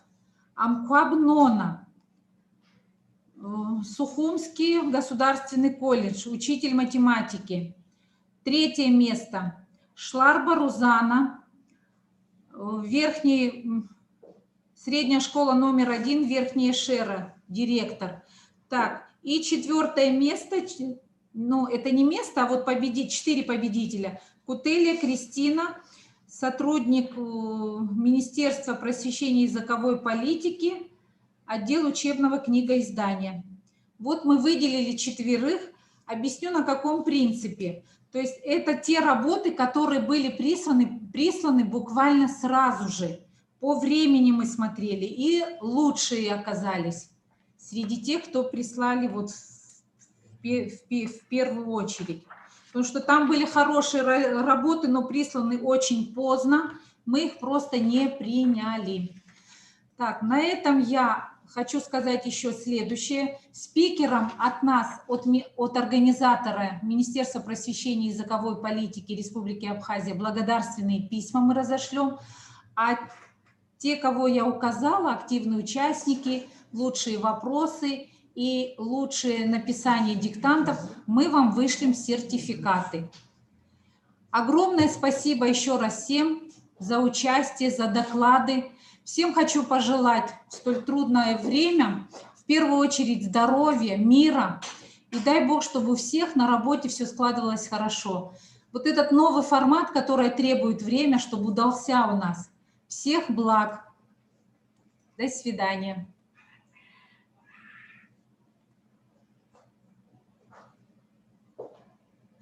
Так, Лев, может, включить?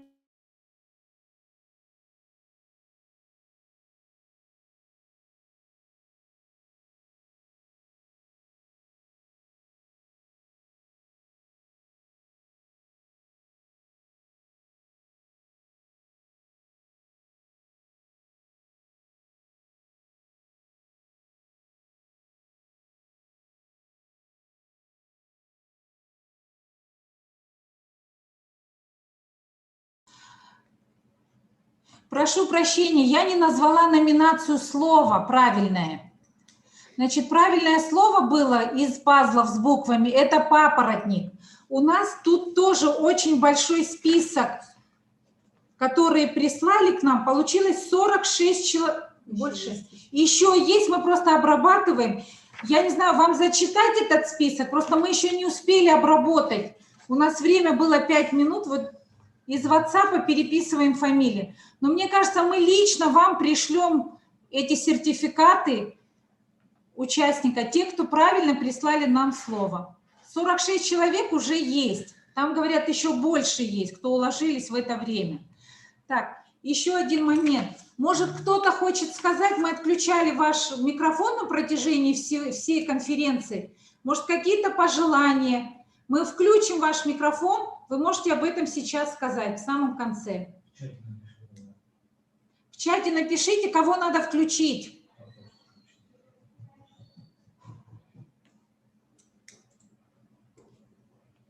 Да, пусть они исключают, даже не могут. Нет, не могут. У нас микрофон включен. Так, никто не желает, да, что-то сказать? Майя Цибулевская желает, включите, пожалуйста, ее. Сейчас.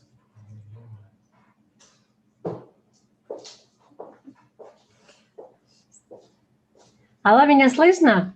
Да, отлично слышно. Отлично слышно. Дорогие мои коллеги, Министерство просвещения и языковой политики, все педагоги Республики Абхазии, Абхазский государственный университет, дошкольные учреждения, спикеры со своими интересными докладами. Хотелось бы выразить огромную благодарность вам за то, что не только в контексте существования онлайн-конференции мы встретились, а вообще в принципе, что мы продолжаем идти по пути реализации самого главного, что есть вообще в нашей жизни, это формирование личности. Я неустанно могу говорить о том, что человек, педагог, воспитатель, да, он является конструктором личности. Я понимаю, что не у всех всегда все сразу получается, это совершенно нормальный процесс. Для этого и существуют подобного рода площадки, конференции. И хотелось бы выразить благодарность, конечно, министру просвещения и языковой политики Иналу Соломоновичу Габле за то, что он сделал вот этот важный шаг, как в свое время американский астронавт Армстронг, да, вроде бы это маленький шаг для человека, но огромный шаг для человечества, потому что я говорю именно в контексте нашей страны.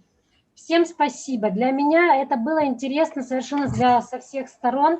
Я, к сожалению, не могу лично присутствовать по обстоятельствам, но могу сказать, что все темы были настолько участливы в жизни каждого педагога, и такое ощущение, что, подбирая эти темы, тематики и спикеров, люди знали, как шепнуть на ушко каждому из нас. И это очень важный момент. И еще раз могу сказать то, что наше министерство делает хорошие первые шаги в конструктивном подходе формирования именно вот такого вот большого пространства, которое ни одна пандемия, ни какие-то вот заложники или узники чего-то не остановят. И как говорили братья Стругацкие, да, есть такая профессия читатель. А мы теперь такая профессия не просто читатель, а еще и слушатель с удовольствием таким огромным. Поэтому я лично от себя, я думаю, коллеги будут со мной гуманны, да, скажем вам огромное еще раз спасибо и спикерам за все сделанное интересное. Мы, конечно, будем ждать продолжения, и для садиков, как просила Фатима Цколя, тоже будут, скорее всего, организованы такие хорошие, конструктивные, такие вот достаточно дискретные в их отношении тренинги. Всех благ, всем огромного здоровья. Будем держать хвост пистолетом и двигаться всегда вперед. Спасибо вам. Люблю, целую. Спасибо, Майя, огромное. Слова вдохновили. Я хочу сказать следующее. Анонс. Значит, в ближайшее время, в ноябре, правда, с датой пока мы не определились, Министерство просвещения, для детей 10-11 классы будет проведен онлайн-диктант по абхазскому языку. Поэтому просьба, мы потом это все разошлем по отделам образования. Большая просьба, чтобы побольше детей принимали участие в таких мероприятиях. Ну, а дальше там уже посмотрим, как все сложится. Планы грандиозные. Если все получится, то мы будем молодцами. Все причем. Еще раз огромное спасибо спикерам, если они меня слышат. Еще раз огромное спасибо участникам. Министерству тоже огромное спасибо, что вот первые шаги, может, они пока еще какие-то робкие, но все равно я считаю, что у нас первый блин не оказался комом. Всех благ всем. Вас я тоже люблю. Удачи вам.